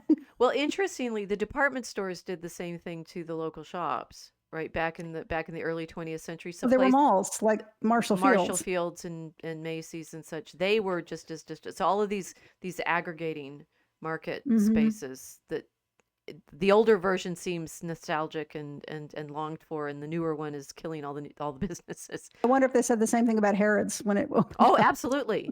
Yes. Yes. That's Yeah. that's the How old is it? so I there the American shopping the American department stores, I read a book that was talking about them, and they're late, it's a phenomenon of the late 19th century Right, and right. early I th 20th but I century, think yeah. but I think Harrods goes back even later, doesn't it? Even earlier? In the 19th century, it's sometime in the 19th, Oh, probably. I thought They're it was not older that than that. old. No, I mean, Okay, well, none of I'm them are. mistaken. And like Marshall Fields here was, it's early 20th century. It's got the Tiffany Mhm. roof and things like that. Oh, I had But been in it, it's gorgeous. I was in there not so long ago, and I was telling you all, it was empty. Yep, I And when remember, and I that moved makes me here, so sad. that was the place I loved to go shop. We were not supposed to end up here on shopping. Maybe women do like to go No, shopping, and we do, that's Max the is point, right and in malls. to take Elle shopping. She was thrilled, it was so sweet to watch too. Yes, She's like, no, "Ooh, yes, yes." that was a nice girlfriend Yeah. I am interested, like, which of the character here we've got Steve and Dustin, which is developed really nicely and beautifully. uh Elle and Mike, I think, needs some work in the writing. Just, it could be better. Um, and I'm not quite sure why it's developed in exactly the way it has, because I feel like it's there's a tension there that is missing. Max and Elle, I mean, it's interesting that they resolved the jealousy that Elle has of Max, and then it's Yeah. evaporated, right? And I'm Mhm. like, so it's they're playing out some of these tensions really well, and others of them, we in our writing Draco Chemicus, as keep warning you and Mel, um, it's hard to keep all of the characters in play. There's Yeah. somebody pointing out that what Steve has never said anything to Will. See, yeah, I think it was a meme I saw. Steve is it was a conspiracy meme. Steve has never talked to Will directly. What does it What mean? does it It's like, oh, mean? please Well, it's don't do this to me. so possibly you're not able to develop absolutely every relationship that's Yeah, there. right. I do well with Elle and Mike's relationship. There is the thing that one is never actually nostalgic for ever again after you've been 13 and 14 and 15 and have to live through this age. Oh my gosh, never, please. Never again. Never No. again. Nope. Not gonna be 13 and forever. Not even if I can take my 57-year-old brain with me, I'm not gonna do it. It's so horrifically awkward. So they have actually captured that pretty nicely, Yeah, they and did. it's cringe-making, excruciating difficulty of even being the ones that everybody recognizes as boyfriend and girlfriend. I don't know. Mm, I have the problem with writing these teen romances. That was one of my movies that I was watching when I was that age. A Little Romance. They meet in oh, I remember that. yeah, Yeah, they that was meet in Winona Ryder and Paris, and they run away to do they run away? Do they somehow make some kind of trip, right? I don't think I saw it. It's in Europe, and they go to the museums and things like that. So I'm like, oh, that's cool. Mhm. It's not Room with a View. That's a different That they was a period piece. that's a period Yeah. piece, and that's set in Florence. But um the sort of excruciating awkwardness of the first kiss period. Oh my gosh, please. The thing. Ah, how do you ever survive this, right? And I don't think you do. uh, Just comes back in flashback. the horror, the horror. The But so, horror. but Yeah. and therefore, this being the thing that I think of the meta level or the deep level or the realistic level of we have to coming of age is a real problem. there's no Yeah. there's no easy way through it, and when we talk about the monsters, I want to it's like the degree to which that the sexuality of the characters is actually the monstrous thing, because in interesting ways they're pretty underplaying it, right? It's a Mm. the, Elle has friction with Hopper over her kissing Mike all the time. Oh, I Mhm. skipped to the teenagers again. And then the teenager, we talked about the teenagers a bit last time, right? It's like it's interesting how they've developed from Nancy's supposed to be with Steve. Steve's supposed to be the particular kind of jerk that he is. Nancy ends up with Jonathan, and then the three of them end up teamed up together. I mean, there's a large layer of fantasy romance in that, and that they don't end up in some horrible triangle, and yet they didn't. Kissing braces, barf. Okay, Mel, thank you so much. I don't know. It's like there's certain things that they're exploring really well, and there are other things that are missed opportunities. There are other things that the my okay my main thing being, I think there's a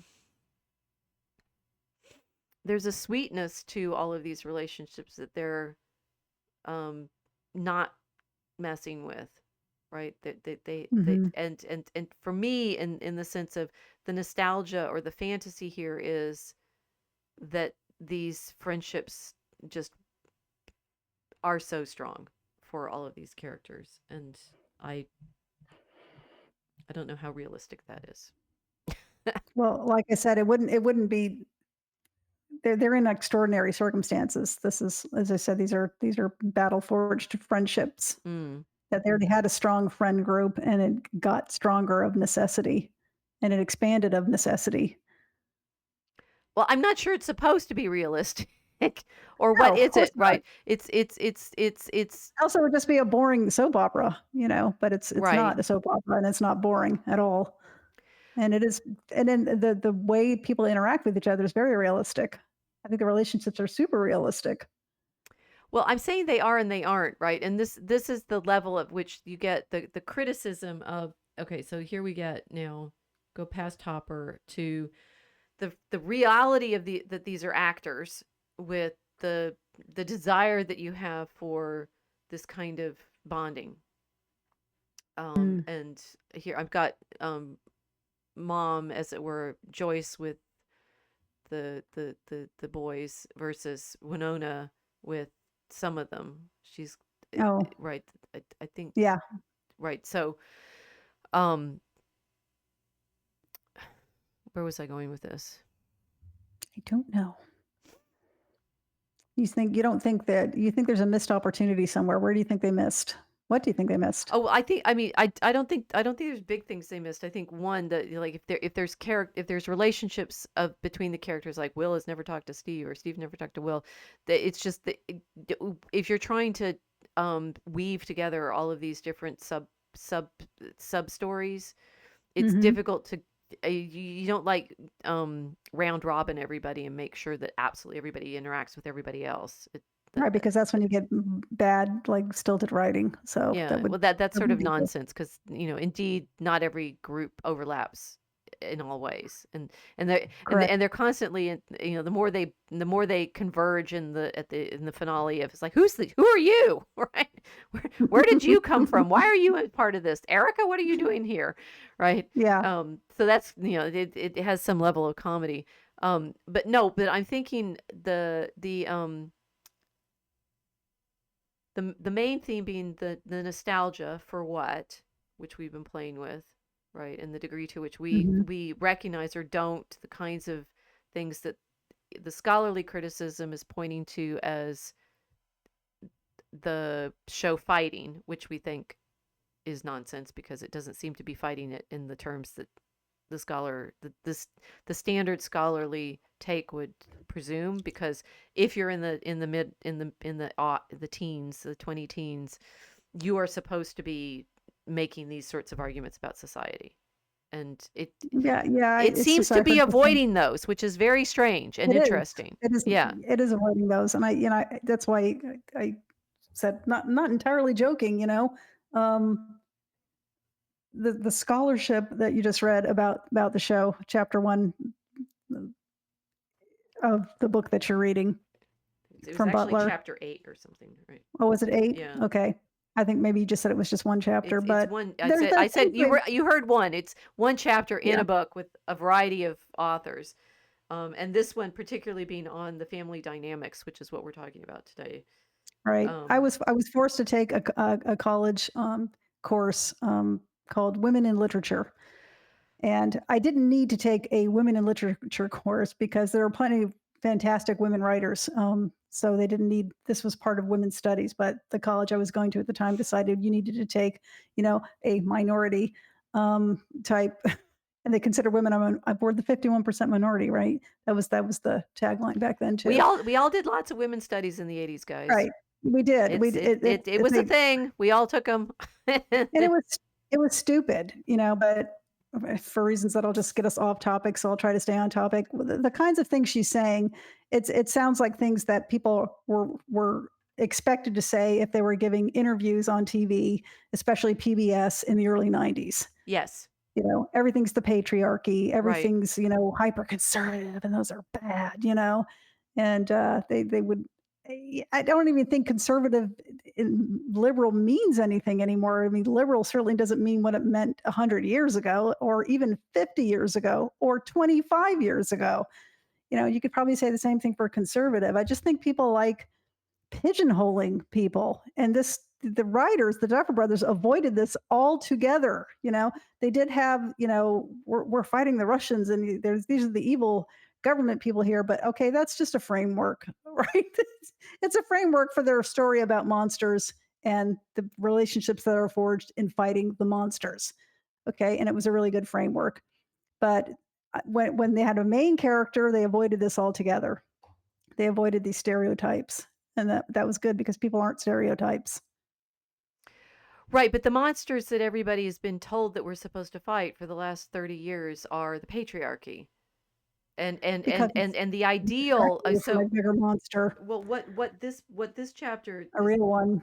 the but right, but her premise is, and this being the premise of horror, we pointed to this a little bit last week, that the premise of horror is that you are using the monsters to exteriorize the actual, I mean, it's usually the social relationships that you're not able to express otherwise, right? And that they use that a bit Mhm. in with Billy, right? That he's susceptible to possession because of the way in which his father has traumatized him. So Because the emotional trauma, right, right? because of the emotional trauma.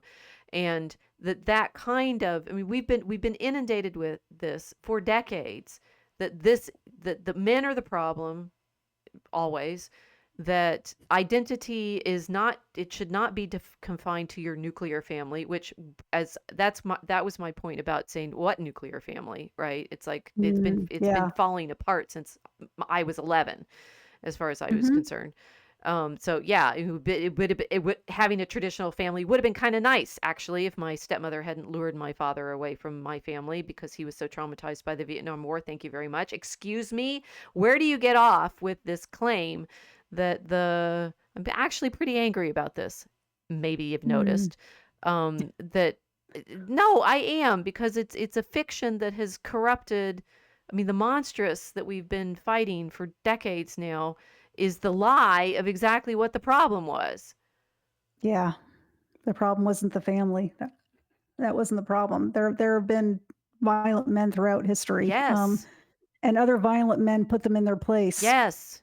That happened too, and I have stories about that too. And, going back to my family here, listening to my uncles, my great uncles talk about it, and people talk about things they did to men who weren't behaving, Mhm. right? Right. That was a real thing, and that was a common thing.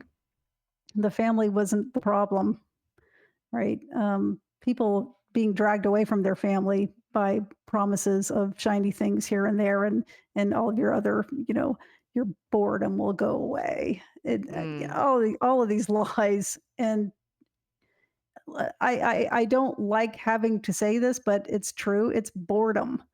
I think Mm. that leads to most marriages breaking up, and not um, and not some kind of violence. Violence does happen. Nobody should stay married if there's violence around ever. That's a horrible idea. But I don't think that was the main, in starting in about 1950 on. I don't think that was the main thing that was driving the divorce rate, which has never gone above 50%. So it's marriage is still normal in this country. Yes, think even now. But I think it was just, I think it was just distractions. They did show this in the show when Nancy was about to cheat with Billy and changes her mind, even though she's bored out of her mind. She's clearly bored out of her mind because all her husband does Not is ever Nancy, sleep. her mom. Nancy's mom. Sorry, Nancy's mom, Yeah. right? Nancy's mom, she's clearly bored out of her mind, because her husband, like you said, he's just kind of all he does is sleep. He's older than her. He looks like he's about 20 years older than her. Right, She he's looks like supposed to she's be in her older. thirties. Yeah, Nancy explains that to Jonathan. They get married right. so that she'd have a nice house, and she has a nice house, Right. and she decorates it, and she gets. I Has a mean, nice it. house. She has three healthy kids. Right, Yeah, yeah. got what she wanted. She's still bored. Right? And so a lot of people were enticed away from that. Like, you have to live your truth and find your happiness. And That's where I'm getting to, right? And yeah. in the sense, okay, so we've been talking about the friendships, and then this sort of, intensity of found family is the real family. Yeah, you're right. That's a very comfortable lie. I mean, you can have a found family. It's true, but I wouldn't say that therefore your nuclear family is bad and it's not realistic and it's not going to happen and it's just an ideal. It's not. It's the norm. It's still the norm. Well, what I was thinking, and this is, they're all the actors they're in their like present form, grown up, right? All for that interview that they've just done on what, being in season 5, I guess. Juxtaposed with the Wheelers as the family, the character, mom, dad, 3 kids, right? Um, Constantly, and this has been, so the massive anxiety that we are told, and this is where the like, whose nostalgia is this? And with my opening monologue, right, about like, I never felt like, I felt like I had friends when I was growing up, but I also had a lot of not friends in, Same. Yeah. and not just, I mean, there was only one like real set of bullies, and I fought them, and then I grew up. um Well, as you do, but I didn't have the friends that I wished I'd had in the fantasy version that these characters get to have in their trauma situation. Okay, whatever. Um, I'm sorry, I lost where I was going there. You're so tired. s- Binge watching. well, This woman's a also maniac. a lot of other things, right? I was finishing some work. It's where we are Yeah. in term now. I've got great. I got to spend the weekend grading, or whatever, right? Um, that I worry, because of the way things have played out in the last decade for me, that I would still be outcast by the people who are the fans of the show about being an outcast, right?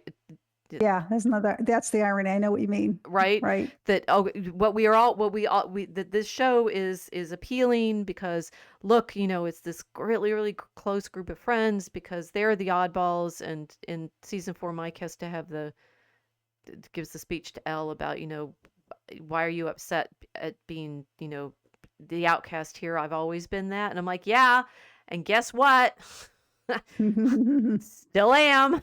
Right. Right. Yeah. It doesn't, it's like, I have yet to have that moment of absolute, final relief of, not once an outcast, always an outcast, but something, society plays horrible tricks on you over and over and over again. Mm. And it I find interesting because, for example, people who have been the outcasts in high school grow up and become screenwriters and write their revenge plots Right. It's Revenge of the Nerds. over and over and over again, right? It's like, okay, Yeah. so did the nerds win, or are we just back where we started with, some people are outcasts and some people say things that make other people upset with them, and your real family is, oh, like, you and Mel as my sisters, right? Versus Oh. some some other people in my family I haven't talked to for a while, right? Because of other stuff. And so Mm-hmm. this the sort of interminable fantasy of the real family is going to be the one that you get to be the friend group with, Yes. right? Your real family is the one that you get to be the friend group with. Okay, I have one to say that's an interesting fantasy, and it's interesting that it's so amazingly powerful that it makes shows like this really, really super popular, which must mean that people are not getting that friendship, because you do it Yeah. parasocially, as they say, that you fall in Mm-hmm. love, you become super fans because you're falling in love with characters whom you wish you could be friends with, right? Yes. Yes. Okay, on screen I'm showing 2 different sets of faux families, allegedly, right? The bottom is the cast, right? Mm-hmm. Theater kids always find out that the people that they act with in their shows are their best friends for life until they do the next show. I what my sister was in film. I know this. Oh, okay. I Is that heard were you I too? heard a lot of stories like this, right? Oh, we just had the cast party. I mean, she was actually like in real production, right? Yeah. Guys, if you can figure out who I am and look her up. She'd go to cast parties. They have these intense, we'll be friends for life, cry, weep, and everything. And then the production closes, and and then you're back in her version of things, and you're back on unemployment because you don't have any money or you sort of bank it that way, right? You pay into the unemployment Yeah. and then take it back out because you'll have 6 months on a show and then no employment for a while, during which you're spending time trying to get new employment. So the Duffers were able to, like pitch this show and then get another one and then get another one. It's like this is like Mhm. talk about fantasy level.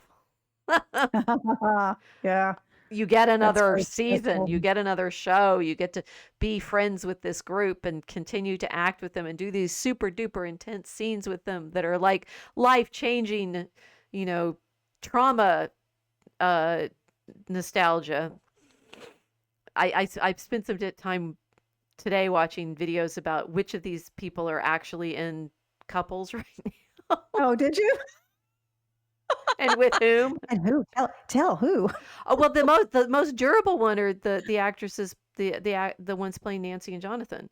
Aw, They've apparently been that's together sweet. for 8 years, How lovely. which is pretty good going under the tense circumstances of Hollywood and this kind of Mhm. casting roulette, right? I guess well, so Elle is just gotten married.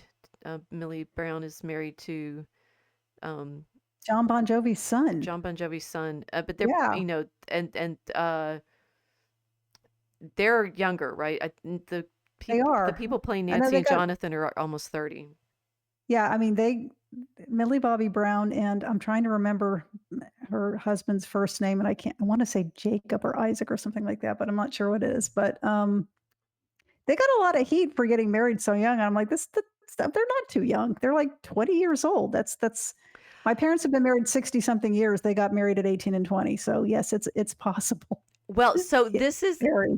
talking about the, traditional conservative patriarchal family kind of thing. I want everyone to consider this a little bit of a puzzle. How do you make a family in the first place? Yes, indeed.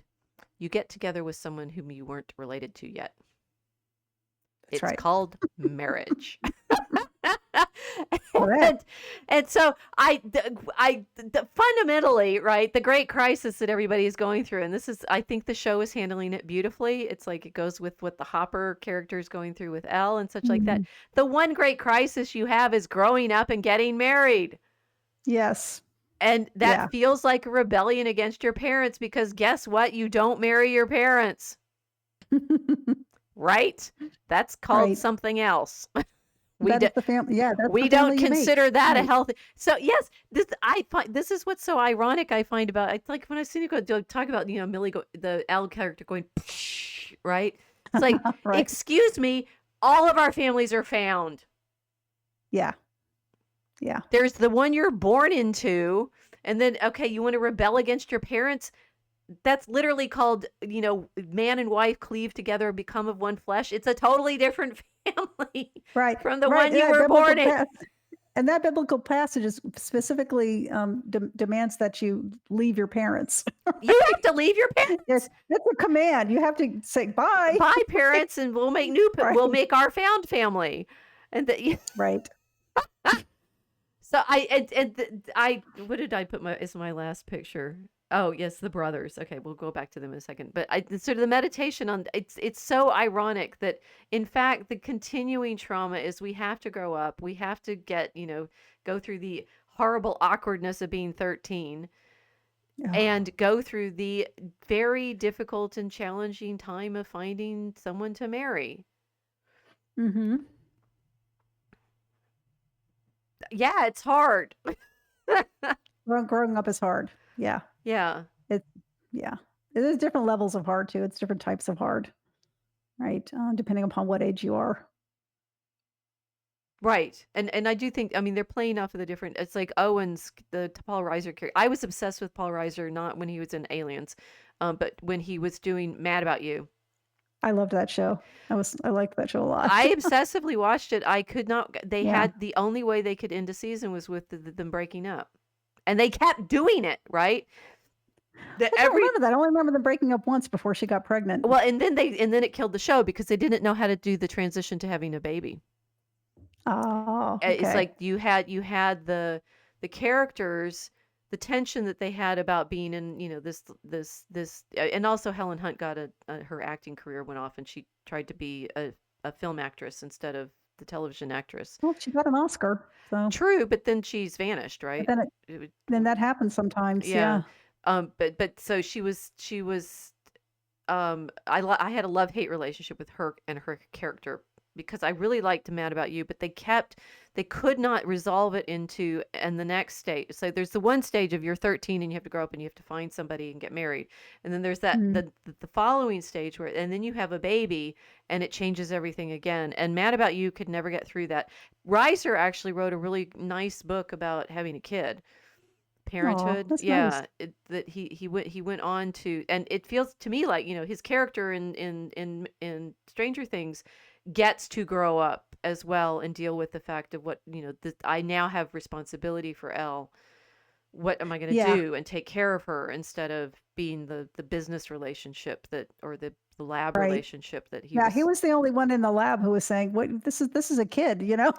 We can't just let Right, him die." right, Yeah, so he was a decent man to begin with, and even Brennan, who was just, in my opinion, a monster. You even get a flashback of him crying because one of the children has been killed. That they were working with the one child he was working with. right. Yeah, so even he's not completely 100% monster. They I still want him to die because he's horrible, but but he's not a monster. Yeah.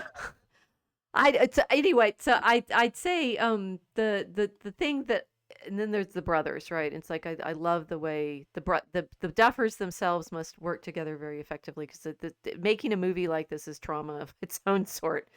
I mean, that you're trying to coordinate so many different artists in such a complex Oh, yeah, production. you're hurting cats. Well, I'm like I said, I have heard from my sister about, being on set stories. It's hard. It's hard. It's really, really, really hard work. And Mhm. the other thing I've enjoyed watching some of are um the the guy who plays 2 in season 4 has a little video YouTube channel where he's talking about acting lessons and stuff like that, and it's Hmm. Tristan Spone, and some of his he talks nicely about how nice it was working with Millie Bobby Brown in those scenes where they have to do the duels and stuff. Mm. How what she did to get into those into those moments, like you have to ramp up the emotion, like I did at the beginning. Wasn't I good? Um, I was mad because we were getting stuck getting started, and it's like that kind of thing you put into your what you need people to get at. She's very good actress. Like just I Mhm. She is. wish her well in her career to Yeah, she's like transition Dakota Fanning, to just make the next transition into being adult characters, right? and she can do it Which is because she has real talent. Yeah. right. That's challenging for all of them, right? You transition from stage to stage, and it's a really big deal. Um, uh, that to see someone who can do those scenes in character and then cut, right, and then you're off. Um, my sister has talked about what it's like, watching the lead people do their job, and man, it's like it's interesting how we take when it comes out really well, you're just like overwhelmed. But Mhm. Spone in his little videos is showing it's like here one set he did was like here's a beginner, here's someone who's done some acting classes, here's a professional, here's the Oscar winner, right? And having Oh, them read the same script and you're like, wow. well, that's neat. I have to watch that. That sounds Wow, interesting. right. It's like to get to the Yeah. level of acting that they have achieved in Stranger Things plus everything else. The fan book is nice because they talk about how um all the sets are real. Like they Mhm. used it's the nostalgia's for like actual It incarnate makes a difference. reality, It makes a big difference. actors in suits rather than CGI monsters. And Oh, that's what I wanted to tell you. So I yeah. heard today that there will be an theater showing of the very final episode Mm-hmm. in theaters just for one day. Oh, just for one day. Oh my gosh. Just for one day. I'm gonna try to get tickets, but I think it's 3D. Oh No, I'm sorry. no. Like, That was Paranorman, that was 3D. okay. That's also gonna come out. I'm gonna see it. But yeah, it's gonna be in theaters on, is it New Year's Eve or New Year's Day? One or the other. I'll have to look that up. It- But It's I a don't know if it's gonna be in my so I market. mean this level of like becoming reality and the fans and things like that. Yeah, but that's just it. The audience, if the audience goes out of their house and into a I theater, know, amazing. 80s experience here, because the 80s was the Wonderful. decade of blockbusters, so this would be kind of cool. Right. Right. So how have they managed to achieve this? All of this that we've been talking about. What's their I secret? do not know, but they've got some secret sauce, that's for sure. Well, there's it. I can explain it in one word in one word, but it came to me because it's in the book. Second, and I went, oh, that's what it is.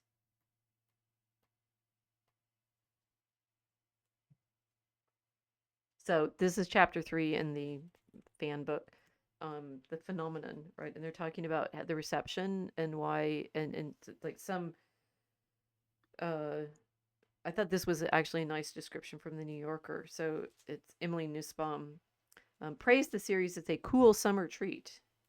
This was when season 1 came out. She Okay. wrote, "It's spooky but not scary, escapist but not empty. It's a genre throwback to simpler times." Hold that thought with the simpler, right? But with heroes, villains, and monsters, which is what we started with the kids playing the game, right? That they actually are fighting boys get to fight real dragons, right? Yes. Yet it's also haunting and has a rare respect for both adult grief and childhood suffering. True. Yes. It's an original. The main plot is a swift moving caper with jokes and jolts. The flashbacks are about vulnerability, how people are bruised in places that no one can see. The combination of those two tones is almost musical, with a sincerity that feels liberating, which I liked.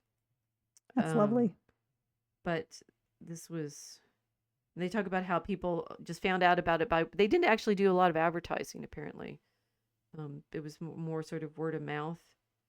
Mhm. Um, sorry, I'm not writing in my fan book, which is odd for me. Ah, yes, here it is.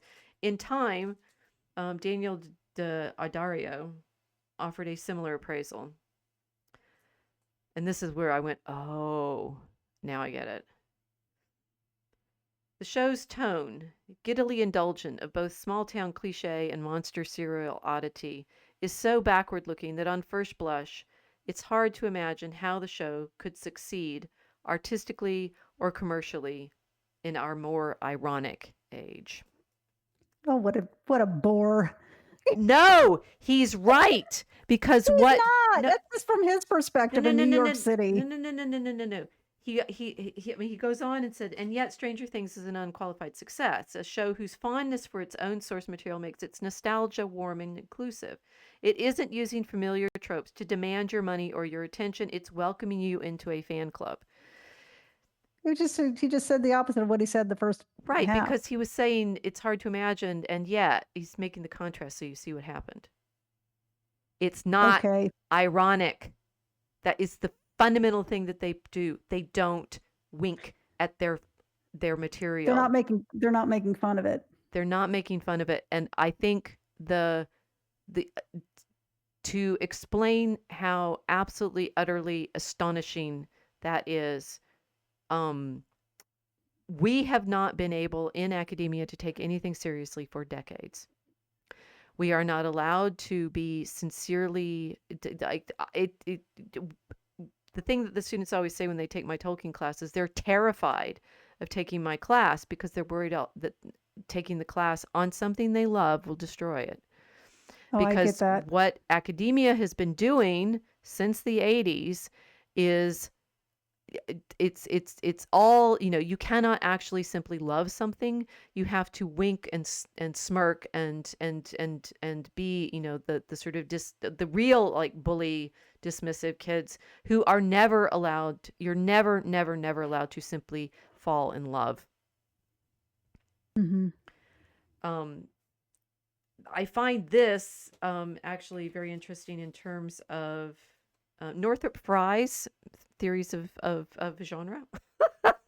um, in Okay. it, and this was interesting because one of the things that happened in the mid 80s was Hayden White came up with a big meta history theory about how we cycle through different modes of telling the past, and he mapped them onto Northrop Frye's understanding of different. It's not really genre levels. It's modes, right? Mhm. And they cycle.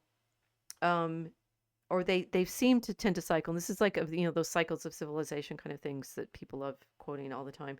That the ironic is where we've been for a very long time. That it's in the sort of Sartre and what Woody Allen right there, right. Mhm. The other thing of the 80s was Woody Allen never being serious about anything, right? He always has to be No. Seinfeld.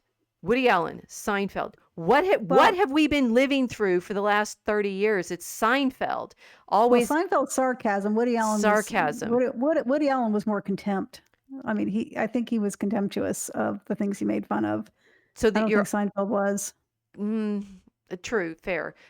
But it's always just it's always a refusal to participate in it, right? It's like, remember, our Mhm. large question was what's the nostalgia for, right? And the if it's not ironic, and this is what the time guy was saying, we've been stuck in irony for so long that something that is simply um uh like, and she's saying, Nussbaum was saying, it's a genre throwback to simpler times. No, it's not the times that were simpler, it's the attitude to Yeah. the story that we're in. The genre is, you're really in this adventure, you're really playing the game, you're really honestly engaged with these characters, and you don't have to smirk at it Yeah. and throw yourself back out into the, well, I'm not actually gonna, I'm only nerds play that, right? Yeah, you're not gonna sneer at it, and you're not supposed to sneer at it, you're just supposed to, like, kind of be absorbed into it and observe what's going on. Well, what it's done is it's returned us to the first of Fry's modes, right? So his going him back, well, it's like it's mythic, right? and Mm. and and it matters here because Fry shows that there are different kinds of attitudes that these different modes in. Mythic is scriptural, which is what we're tending to do with this, right? The scriptural, which is what I've tended to say Tolkien is doing, right? It's the kind of story you keep finding yourself in. You come back to over. Mel watches this every year. She keeps telling us this, right? It's She like does. you It's her rewatch Halloween it and tradition. you rewatch it and you rewatch it and you find new The fun layers in one. it each time. The ironic, you Mm. can't do that because it's always trying to throw you out. It's always trying to be, nausea and existentialist and Yeah, you never wanna be pointing at your audience and sneering at them for liking something that that's you've what just yeah, that's what our media has been doing. It's like, if you ever yes, get super serious about something, it's going to be a joke, right?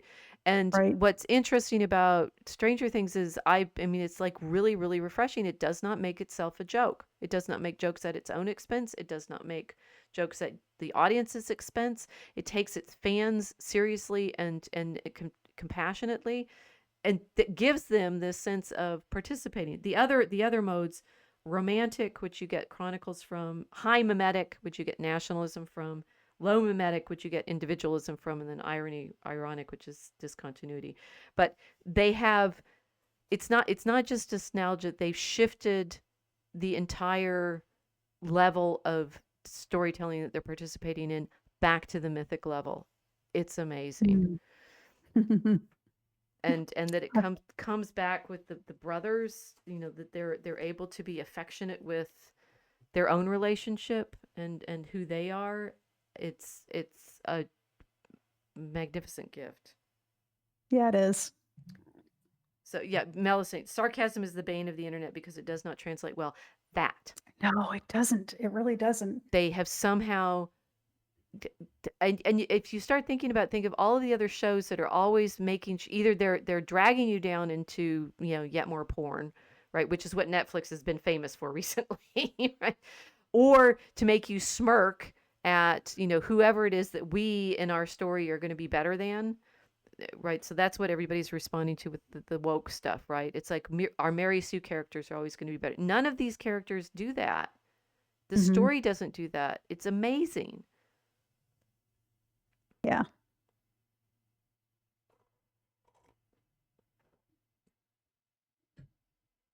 So kudos to you, Duffers.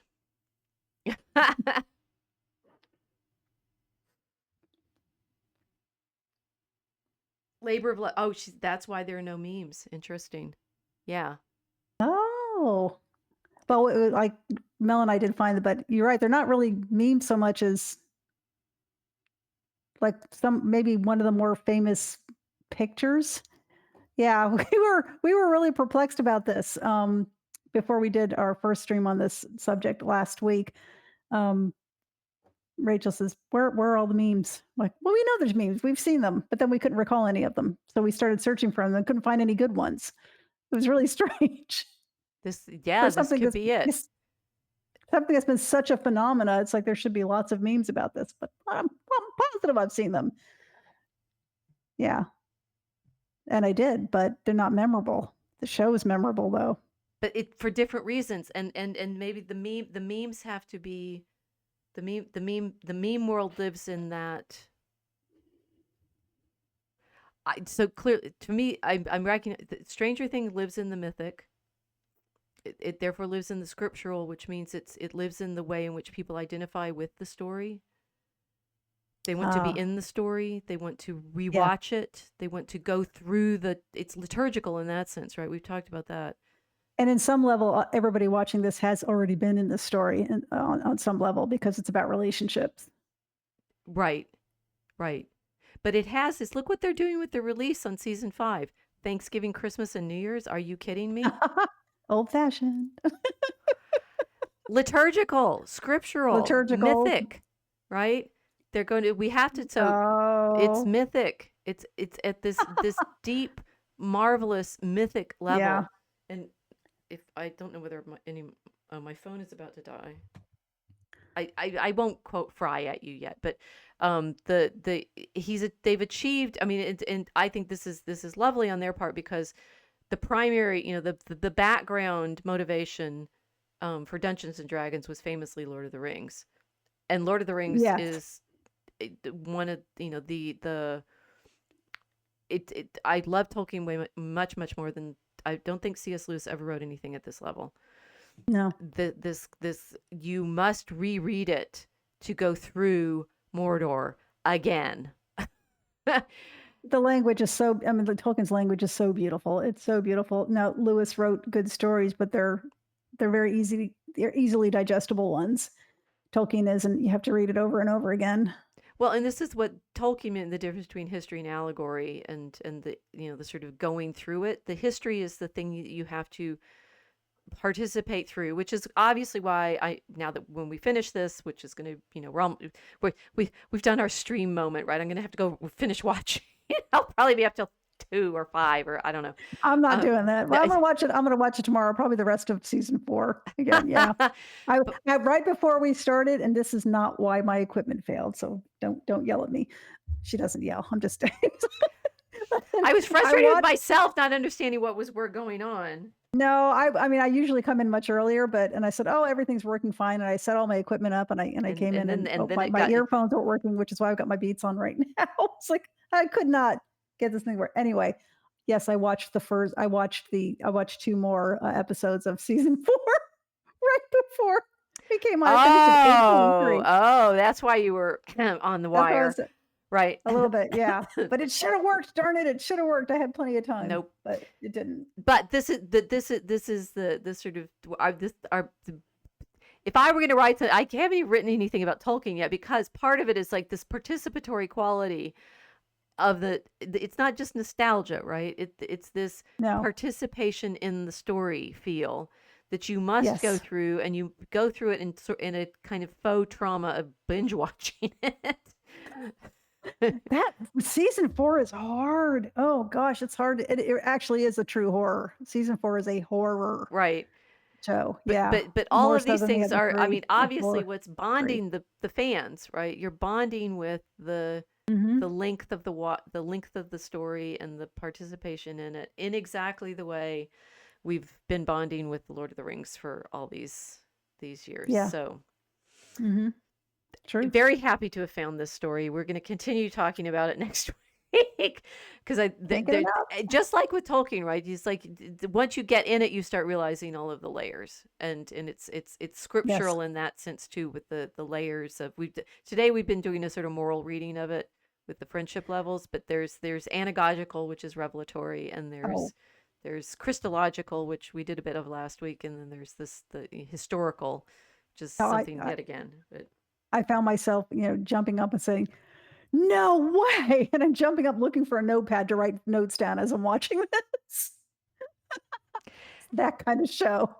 it's that right. So if you already know all of this, hopefully we've given you some things to think about in your enjoyment, and you will continue to enjoyment and know that we're not being snarky or ironic or attributing, you know, academic uh, battles to this particular cultural production.